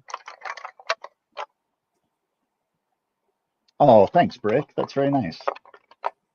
I appreciate that. Those guys are fun. Yeah. Um, but yeah, we got to the children's section, and so I drew Trogdor from Homestar Runner on the chalkboard for everybody to Nice. see. And then one of the projects we had to recreate a famous piece of art in a new Yeah. way. And there's this old woodcut, and I can't remember the artist name, but it's the night the the night, the devil, and death Hmm. is the name of the piece, and I think it's an old woodcut. But the way I recreated it was with He-Man toys. So I had a He-Man toy, a Skeletor toy for the knight and the devil, and then or no, Skeletor was death, He-Man was the knight, and then I had a Diablo action figure from the video game as the devil, and Nice. took a photo of it, and that's what I did, and I So got a when you B plus. Nice. So when you say you don't have an art background, you mean not drawing and painting, but you actually do photography and you're creative. So, Yeah, yeah. I'm fairly creative, and I do post a lot of pictures of toy photos that I take and things like that. I mean, 'cause that's art. I think that's one of the big misconceptions I see in people is thinking that sort of drawing or painting that's sort of art. Whereas, and I think people sort of overlook photography because with camera phones, there's a lot of sort of photography happening in our lives now. Right. But your selfie and your photo of your food, no matter how pleasing they are to look at on Instagram, are not necessarily the same as toy photography, which is, like, in my opinion, an art form. So that's cool. So nice. And I am a writer. I'm a pretty decent writer. Excellent. Have you had So that anything is an art form. published that we should know about? Not really. Okay. A lot of my writing is stories that occupy space in a notebook until one day I decide to actually finish all these different ideas. Because with me, it started out as I've always enjoyed writing, and then that turned into being a journalist. And then after Yeah. getting burnt out on journalism, the only writing I do freelance writing in addition to farming. And so it's a lot of technical type of work. And so it doesn't really leave a lot of energy for creative type stuff, Right. if that makes sense. No, it makes perfect sense. By day, I do insurance billing, so there's not a lot of. Again, this is part of, I think, why the coloring thing has happened. Is it's really easy to find bandwidth to sit down and do something like this, as opposed to actually creating something from scratch or writing or even editing a chapter of my novel. It's like some nights this is about our sitting and editing a video because it's really easy to click and delete and trim Right. and drag and drop, and so We all do our best. yeah, it's really Just cool try to though. be happy. Well, once you start getting stuff published, um, let me know so that I can go and buy it and pick it up or click on it or whatever. Because we also live in an age where traditional publishing isn't necessarily the only outlet. So Right. And I think it's also a little discouraging now with the rise of AI tools. it's a Um, little bit. I was let go from a previous job because they thought my rates were too high for what they could do with AI. And so a little bit of Right. a bone to pick with that. But it is what it is, right? Yeah, the whole AI thing, like, I don't know. Like, I have a few artist friends who will go in and they'll like put in some ideas and it'll spit out an image and then they use that sort of as their inspiration. Like Hmm. that, I sort of I like I that. I felt okay with that because it's like you're using it to help you, like, and if you've seen AI art, you know that the hands are weird and um, Hmm. it's by far from perfect. People who are using AI to make sort of art spend a lot of time cleaning it up that would have been much better, in my opinion, spent learning how to do the thing by hand without AI. But for people who actually do art, like, and are doing it by hand and using it for the render for inspiration, I get that, and I feel way less sort of judgy about it. But every time, like, I have honestly unfollowed people on Instagram who are doing and finger quote 100% AI art because it's not it just art requires sort of that human element. And Right. if AI, you're generating AI and then you're creating your image after it and you're actually putting yourself into it, that's completely different than your machine spits out an image and I'm an artist now, and I disagree. Yeah.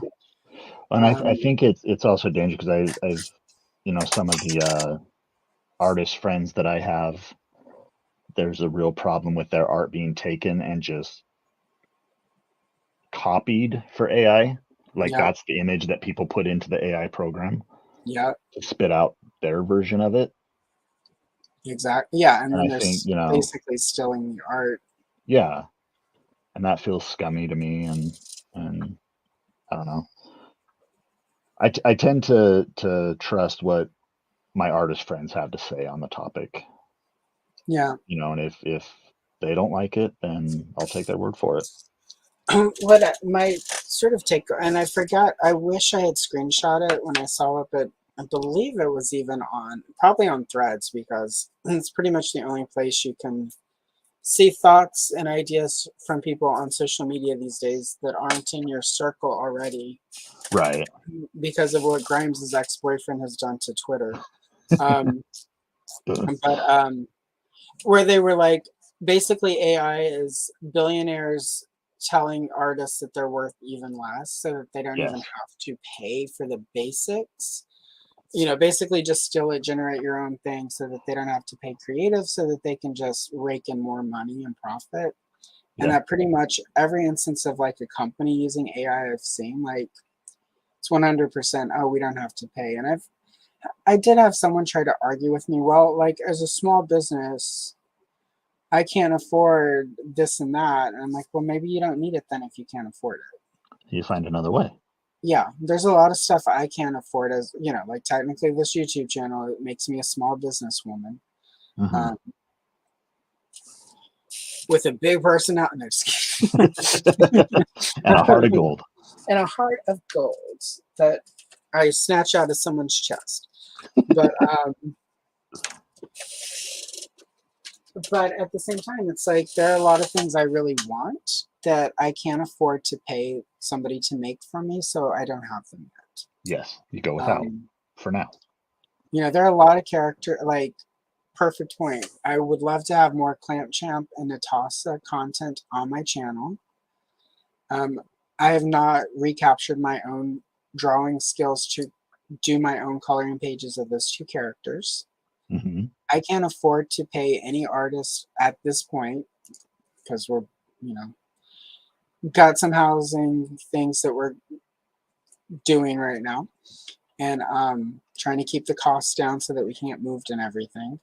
Right. Um, so I can't afford it at this moment, so I'm just going without. And Hmm. then that way, when I do finally have a little room in the budget to commission an artist, it'll be even cooler because one, I'll be paying an artist for it, but it also be something somebody made that's organic. And just too much of the AI stuff is not organic. It feels not right. Right. Yeah, I agree with all of So I don't know. I know Nate Barch has limited his Instagram because of how pervasive the AI stuff has become. that. Yeah, which is unfortunate because I love seeing Nate's stuff pop up. Same. One of my favorite adult coloring book artists is leaving Etsy, which is where I buy a lot of her PDFs because of how sort of ambiguous they have gotten around their AI policies. So she was like, "Where can I sell you stuff?" And I'm like, wherever you go and you're selling, I will follow you." Yeah. Yeah. You tell So me where to go buy it. you tell me whatever is going to work for you, where you get the best commission, the best cut of the sales. Let me know, and I'm there. Um, she does really good work. Like I just pre-ordered her. She's the illustrator on the Dirty Dancing coloring book that's coming out in March. Oh, that's I fun. pre-ordered it the day it dropped. I'm like, yes. Um, That's awesome. yeah, she's like she's pretty cool. She does fun stuff. I'm gonna try to get her on some Sunday once the Dirty Dancing because like I can some of her stuff I can't really sort of fit into the channel. Hmm. She doesn't do retro toy stuff, but I could fit. I can slide Dirty Dancing, and it's retro enough. That's a nostalgic Yeah, it'll fit. property, So right? That works. yeah, so I'm gonna have her on for that, and but yeah, I don't know, like the whole art thing. Just I have a friend who had stopped doing art, and she was like, the AI thing is why I haven't gone back to it. She's like, it just reminds me of how little people value the actual art they claim to love so much, and I'm like, can't argue with that. Yeah.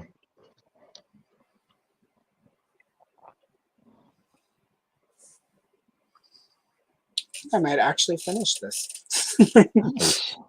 I'm getting there. And just have the cape and the, well, I've got obviously to get fussy with the shading. Hmm. How was your page? I'm gonna put you on solo so we can see how I'll you're hold up doing. my second page. I'm getting Yeah, there. you're doing pretty good today. Nice. Such a great. It's just a dynamic image. I Yeah, love it. yeah.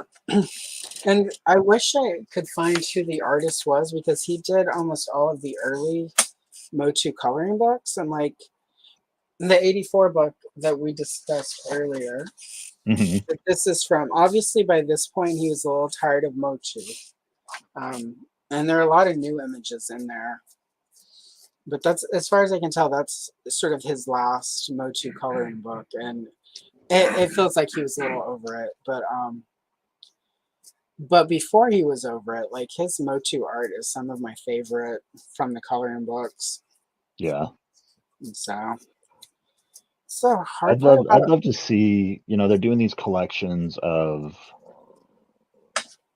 where you've got the art books for the shows for like Revelation and Yeah, Revolution is coming out. They did an art book for the CGI show, but they've also got all the Origins and Masterverse packaging art yeah, book that came out. I kind of wish they would go back into these and make collections of these older sources, like these coloring pages, or even collect all the Golden Book storybooks yeah. into one big volume. Well, Just preserve those. well, yeah, I think they should. I mean, with these old coloring books, they could easily just take them and start releasing them. You know, all they have to do is put it on paper. Hmm. Because the way the licensing on all this work is, Mattel owns these images. Yeah, Whether they were developed in house at Golden Books or not, like part of the way those licensing agreements work was these are belong to Mattel. Same even with their old Barbie stuff, and like I don't think Mattel specific, and this could go for a lot of the older companies. I don't think they understand sort of the value in some of this old stuff to fans. But I also think that some of it is that they would have to pay royalties in some cases to some of the old artists, yeah, that's true. and it kind of ties back into the AI thing where a lot of these big companies just don't want to have to pay finger quote royalties, and it's too bad because it's not like you would have to pay that much in a royalty for and in case of these old MOTU books, I'm gonna guess most of the artists on these are no longer with us. That would be my assumption. Because the way it sort of worked was a lot of the coloring book artists were people who were no longer able to do comic books. Because I like the Supergirl coloring book I have from the movie. It actually has the artist's names in it, and I looked him up, and he was in comic books from like the 50s and 60s and 70s, and then in the 80s he transitioned to working on sort of like golden books and coloring books and stuff. Hmm. And yeah, but he passed away in the early 2000s. So Oh, dang. Frank Carrillo did a lot of the later MOTU stuff, and based on the way they've reused some of his art on modern stuff through Mattel, I'm going to assume they do have some sort of agreement with him. Yeah. Like he did almost all of the She-Ra books, the coloring books anyway. So Which I kind of love the old Shira artwork, and maybe it's oh, because I of do. him, but where it kind of taps into this feeling where the art almost looks like they look like dolls, right? Yep. And they just kind of have that quality to them. I don't know. It's something very. I noticed it the most with Shira, and I love how she's drawn in those older coloring books and the old Golden Book storybook covers and stuff. So this is a little bit of, but it ties into what you're saying. This is a little bit of a spoiler if you watch the channel for October She-Ra Color and Chill. But like this is what I like about the old She-Ra coloring books because they couldn't use the actual horde in them. Hmm. So even though we have Catra in her horde uniform, Yeah. this is Catra's horde in the old coloring books. It's these weird gnomes, and she's like in this cave, like dictating to them. Like in the old coloring books and even some of the storybooks, the fright zone is a castle that looks like a cat. So it's like Castle That's Grayskull, but a right. cat That's right. face. Yeah. And so I, like when people were sort of like when the Mattel like crowdfund thing was sort of being all contentious, and people were like, but Fright Zone. I'm like, I don't want either of those Fright Zones. I need the cat castle. You need the cat one. Yeah. Yeah, that's the Fright Zone for me. And that's another thing that kind of going back to what we were talking about the old stuff versus stuff that we never had. Like, yeah, I'd like to get, a new version of the Fright Zone or the Slime Pit or something Right. like that. But if there's an opportunity to have something that we never had before, like the Exactly. snake layer, I was so. I'm all in. I'm all in. Totally. I voted Snake Layer. I did too. Snake Layer and then the Horde Tower, not the Fright Zone, the Horde Tower one, because we never had that one before either. I voted the snake layer and the Filmation attack track vehicle, the blue one. Yeah, I get why people voted for that, but I was just like, I need a regular attack track too, people. If they had shown a picture that guaranteed the original attack track would be included with it, I would have been on board. But also I found a vintage attack track for $15 right after that. It doesn't work. I have to fix one of the wheels. It needs new decals, but thanks to Toy Polloi, that's totally doable. Awesome. And but yeah, so I don't know. Like I do want to see an Origins battle ram because that was my favorite vehicle as a kid. I have the classics battle ram on my shelf, which is great. I feel like that was battle such a ram, cool attack toy. track. I think that we definitely need both of those vehicles for Origins to feel complete. I agree. Maybe a Dragon Walker in there, but I have my vintage Dragon Walker and it still works, so I'm okay with if we don't get one. I'm happy. If they do Dragon Walker, I would be okay if it didn't have the motorized feature. Yeah. And it just, and I think they could keep the costs down. I think so too. But yeah, there's lots of fun vehicles that we could still get to. Like, the Bashosaurus is great. Oh yeah, here's what I really want to see, and I'll be disappointed if Origins doesn't do it. I want to see the dinosaurs. I want Tyrannosaurus. I want Bionatops and the Turbodactyl. And since they're doing it, do the concept sauropod vehicle battle station that we've seen images of. Oh yeah, that would be really cool. Have you seen the custom that somebody made of that guy? Yes, it's so amazing. So amazing. I'm blown away by some of the things that people can do. Well, Thanos, really quick. Thanos, who is here, I don't know if you follow him on Instagram or not. I do. Okay, so you know that every so often it's a little spicy. And I enjoy the spicy stuff because he does it with humor.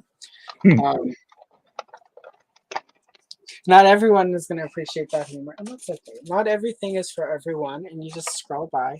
But his castle house skull is like epic. Fantastic. He took one of those Barbie heads that, like the makeup Barbie heads, yeah, and dissected it, and it's really epic. Like, I think that's how I found Thanos. On somebody was like, "Oh my god, you have to see this," and they were right. I had to see that. So it was amazing. And then Corey at Make Shape Create did the Jungle Adventure playset. Yeah. Which is epic as well. That's another thing I would like to see. The one thing I won't complain about Origins. That they're not giving us that concept stuff we didn't get. And that's what I think Origins would be really I know a lot of people are going to disagree with this, but it goes back to what I'm saying. Why not go into those concepts that we never got? Yeah. In addition, you know. Oh yeah. I mean, like, imagine if, because they did give us Point Dread, Hmm. but if they were to give us like that original concept for the dungeon playset, Yeah. like Or that even fits under your that personal, cool treehouse thing with like the yeah, zip line. yeah, that actually used as one of the inspirations for the snake layer, Yep. Yep. which that one was even actually on a card back for Fisto, I think. So I think it was. I think you're right. I think it But was. then, but we do get cool stuff. Like even now we've got, it's hanging up behind me, but the collector, Yeah, Skeletor's collector vehicle. Like, so happy that exists, you know. I'll be glad when Well, we're moving like anything with a skull face on it, I'll probably buy. right. Oh yeah, no, it's really cool. Like I know some people are like, it feels really light, it feels really cheap. Yeah, I think Um, it's rad. I think it's perfect. I think whatever it feels like, that's why we got it at a price point that didn't hurt every fiber of my being to pay. Right. So I mean that's kind of the thing. It's like there's always that trade-off, based on the current economy of what plastic costs, um, and a price point. So Hmm. and I will say somebody was like, I could 3D print that better. And I'm like, I've seen your 3D print renders and no, you cannot. So, and it's going to cost you way more in resin than, Than the cost of the vehicle. yeah, right. Like that's when you're 3D printing something that they're not going to make or has never been made, like I'm there with you. But when it's like, Sure. I'm going to print a better version of this thing they made, it's never better. Sorry. I've seen some better Yeah. 3D printed figures. I will say that. But as far as the vehicle playset arena, like I've yet to see. I think the closest I've seen in 3D prints is some of the stuff Hebro has come up with. Hmm. But that's all like to supplement what exists. Like he doesn't really branch out into, I'm going to say, finger quote correcting Mattel's wrongs. I mean, kind of, because a lot of his expansion stuff comes from trying to fix like the Point Dread thing. He made a little piece that you can attach to so that people can fit into Point Dread now. Yeah. But Which is otherwise, great. yeah, it's pretty cool. I at some point next time he does a round of, he's also working on right now like a whole Snake Mountain build out so that there's like stalactites, or is it stalagmites, whichever the hanging ones are. I can't remember. Yeah, it's one of those. If this was a science channel, we would right now be ashamed of ourselves, but it's not. We'd be canceled. We'd be so canceled. How can you not know what a stalactite is? It's in a cave and it's hanging upside down or from the ground. Either way. It's one of those things. Now ask me about the Tila clone and we'll break it. Exactly. Let's talk about stuff that matters, guys. Come on. Yeah, you're right. Science, you. But Science. let's talk about our favorite cosmic enforcer. Let's talk about He-Man and how he can hold open a black hole and how that's possible. Right? It's totally doable. He's the most powerful man in the Yeah. universe. You can do anything if you're the most powerful man in the universe. And I know this is because I'm a He-Man stan, but I always think it's funny when people post those things about, oh, well, who would win in a fight between He-Man and this guy? It's like, well, it's He-Man, guys. Like, it's in the name.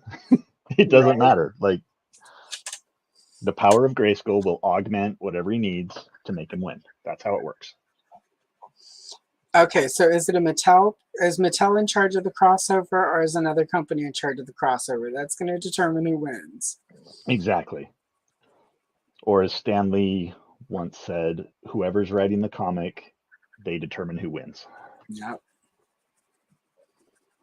It's up to them. That stuff always cracks me up. Like when people get angry about it, I guess. Yeah, when you get upset about it, it's like, well, It's like it's it's not just real.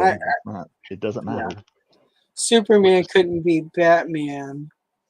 It's like if we're applying real science, Superman just look hard at him and he'd snap in half based on the Oh yeah. pressure of like the vision, right? Like, So do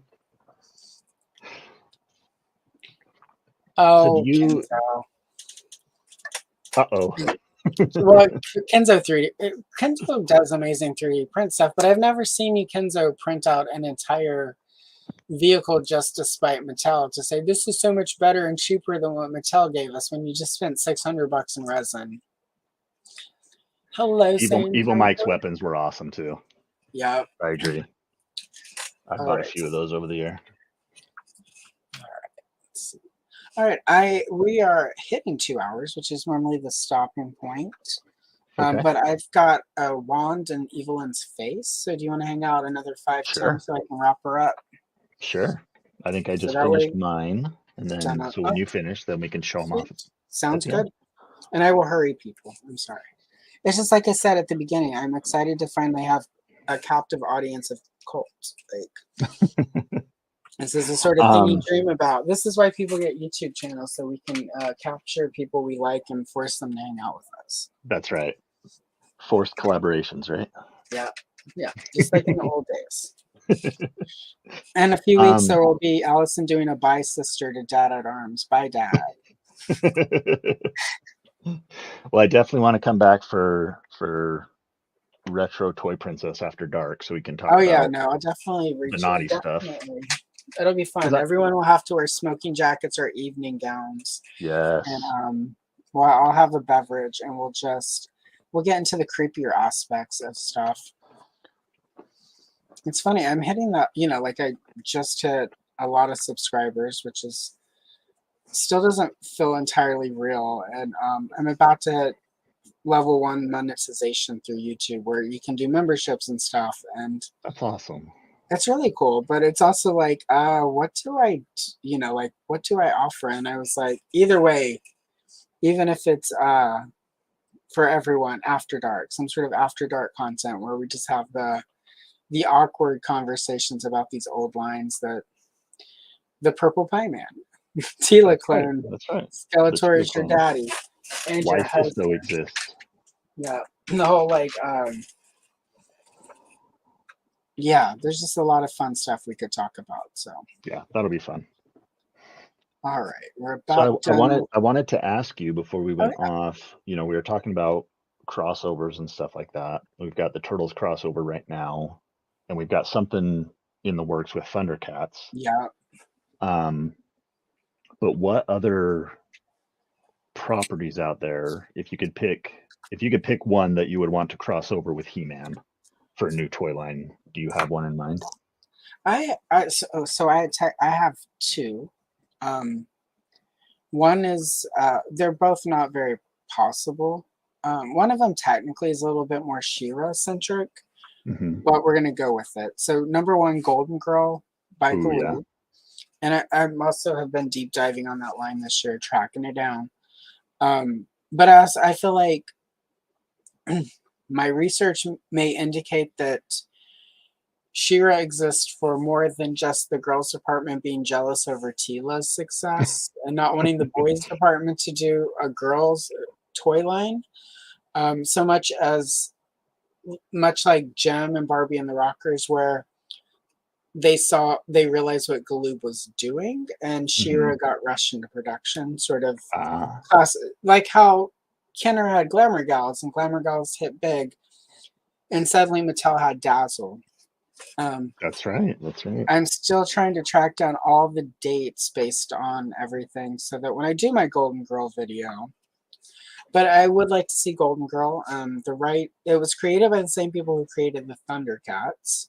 I don't know who they created it for. I mean, Galoob did the toys, but like Thundercats was developed for Lorimar, and then LJN was like after the fact. And so my theory is they created Golden Girl for a particular animation department, and it just never happened, and the toys were secondary. If people, and oddly, I'm doing investigative journalism about old toy lines. It's all full circle. Now, if I could only have drinks with Tanya Harding to tell her, "You go, girl." There you go. And the other one would be Beastmaster from 1982.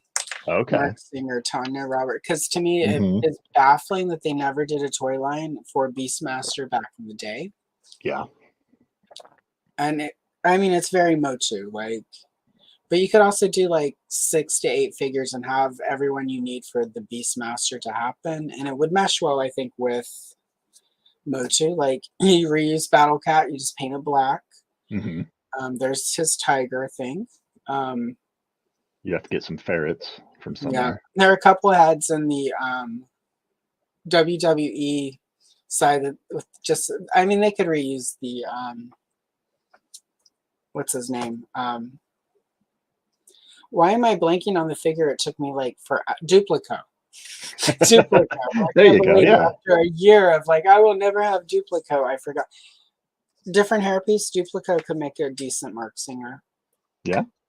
Um, so yeah, I would like to see those two just because they're kind of rare. But to me, they also sort of fit into what I envision Origins and the potential I saw when they brought in Rulers of the Sun, Hmm. which I was excited. I know not everyone was, but I loved that because I never I got loved those it. as a kid and I wanted Yeah. those. So And they're cool looking. So super cool. So Hypno, especially with his little silver eagle, and if you had a couple extras, you could paint that helmet black and make some of the movie stormtroopers for Skeletor. Anyway, oh yeah, that'd be rad. just saying. That would be rad. So, Well, cool. all right. And then what are yours? Because I'm going to assume you have a few. So one of them, I think, not necessarily a crossover, but it makes a lot of sense to include it into the Origins line, and I think it would be Brave Star characters Oh yeah. as Origins figures. I think that would be a lot of fun. Um, as far as a crossover, I think I would like to see. Do you remember Skeleton Warriors Yes. from the 90s? With like, Yeah. I I think that mean, would be so cool. You've got like Prince Grimskull in there. You've got Baron von Dark, and I don't know. oh yeah. It feels like it's already borderline He-Man-esque with some of the characters. I mean, you've got the red-haired warrior woman. You've got, you know, the hero character who's a prince and has a magic sword, and Black Star would be cool too. Yeah. Well, this is But just the fact of all these cool and weird skeleton well, I think, figures. and this is the only reason I'm like, because we're going to get Rio Blast through Hmm. Mattel Creations next year. And the only reason that I'm like, to me, Rio Blast doesn't make sense as Mattel Creations because obviously with the cartoon collection, they've negotiated with the people who have the filmation rights. Yes. So it would be really easy to do a Brave Star line Hmm. and then sort of use Rio Blast as The middleman, right? yeah, Between the sort of two like, worlds. yeah, Yeah. like He-Man, Rio Blast, a Western Skeletor of some sort, like a He-Man variant, some sort of Skeletor variant, and then like one of the villains that isn't, what is his name, Tex Hex? Yeah, Tex Hex. One of the other villains, do those four, and then Brave Star, Tex Hex, and then two Yeah, MOTU characters, and then just and then sort of build it out so that, you know, like you get 3 or 4 waves of 4 figures with a He-Man, a Tila, a Man-at-Arms sort of repurposed, hmm and a Skeletor, and then a bunch of cool villains. So yeah, it'd be fun. that's how I would do it. If I had a big elaborate spreadsheet of how I've plotted out every potential crossover and how they could work it. So, not saying I've done that. I'm not that kind of a nerd. So, Sure. Hey, sure. my older sister had a complete running journal of Harry Potter lore There you back go. when all those movies were coming out. She'd read through all the books. She had cross references and everything between the movies and the books and the supplemental materials. Oh, what's And I'm really cool. Oh, sorry. and I was just gonna say, you know, and I'm a He-Man nerd, so there's no reason to feel. Right. I don't think we need to feel ashamed of how I nerdy don't. we I can get just. It's sometimes. more of a joke at this point because it's like Hmm. there's no way you can't be a big old nerd and have a channel like what I have, or like Yeah. you can't be a nerd with the channel that you have. Like I think despite the a holes, the internet has made it easier to be a nerd. Yes. So Thank you, internet. Okay, so I'm gonna put you on full screen so that we can see Okay. your page. There we go. Okay. So there's that one. Oh, that looks so good. I know my camera isn't the best, but I like it. It's all right. You're gonna take a picture and tag me on Instagram after this anyway. So. Okay. Sounds good. So everyone go find it on Instagram if you're not happy with the camera. If you don't like the quality. Or you can send Colt some money to get a better camera. There's that too. Yeah, there we go. Yeah, I'm just using my laptop camera. At some point, I was going to ask you what setup do you use? Because I know you've got the camera on your coloring page itself. I use my iPhone. Okay. And I just connect through a janky backdoor so that StreamYard doesn't realize I'm not doing it the way they want it to be done. Awesome. Awesome. And then really quick, I'll throw mine up on solo layout. I love that. Oh, pretty good. You're really She's good. Angry. You do a lot of good shading and depth. Like there's a lot of depth to how you blend the colors and stuff. That's impressive. That actually took a while. When I started, I just colored flat when like we did when we were kids on these. Yeah.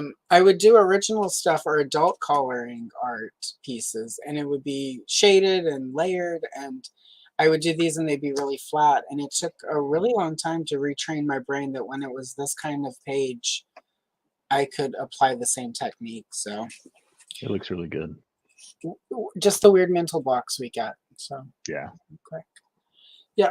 I just use an iPhone, and cool. I mute it. I have to put my headphones in so that it doesn't give us terrible feedback. And then I just patch in through StreamYard as if I'm not myself, and there we are. So cool. I like it. Yeah. So yeah, we can talk offline about that. But also, if you have any complaints about Colt's camera, feel free. And this is true. Anytime a YouTuber does content and you don't like something about their setup, feel free to donate money so they can buy it. Yeah. I saw somebody leave a comment on somebody's video the other day. You need a better microphone, and I'm just like, unless you're going to send him money, that's not feedback. That's not good criticism. That's just being dickish. Yeah, you're a dick.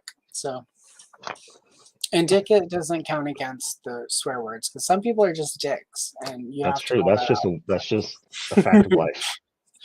All right, thank you, Kenzo. And on that note, I guess we will wrap up.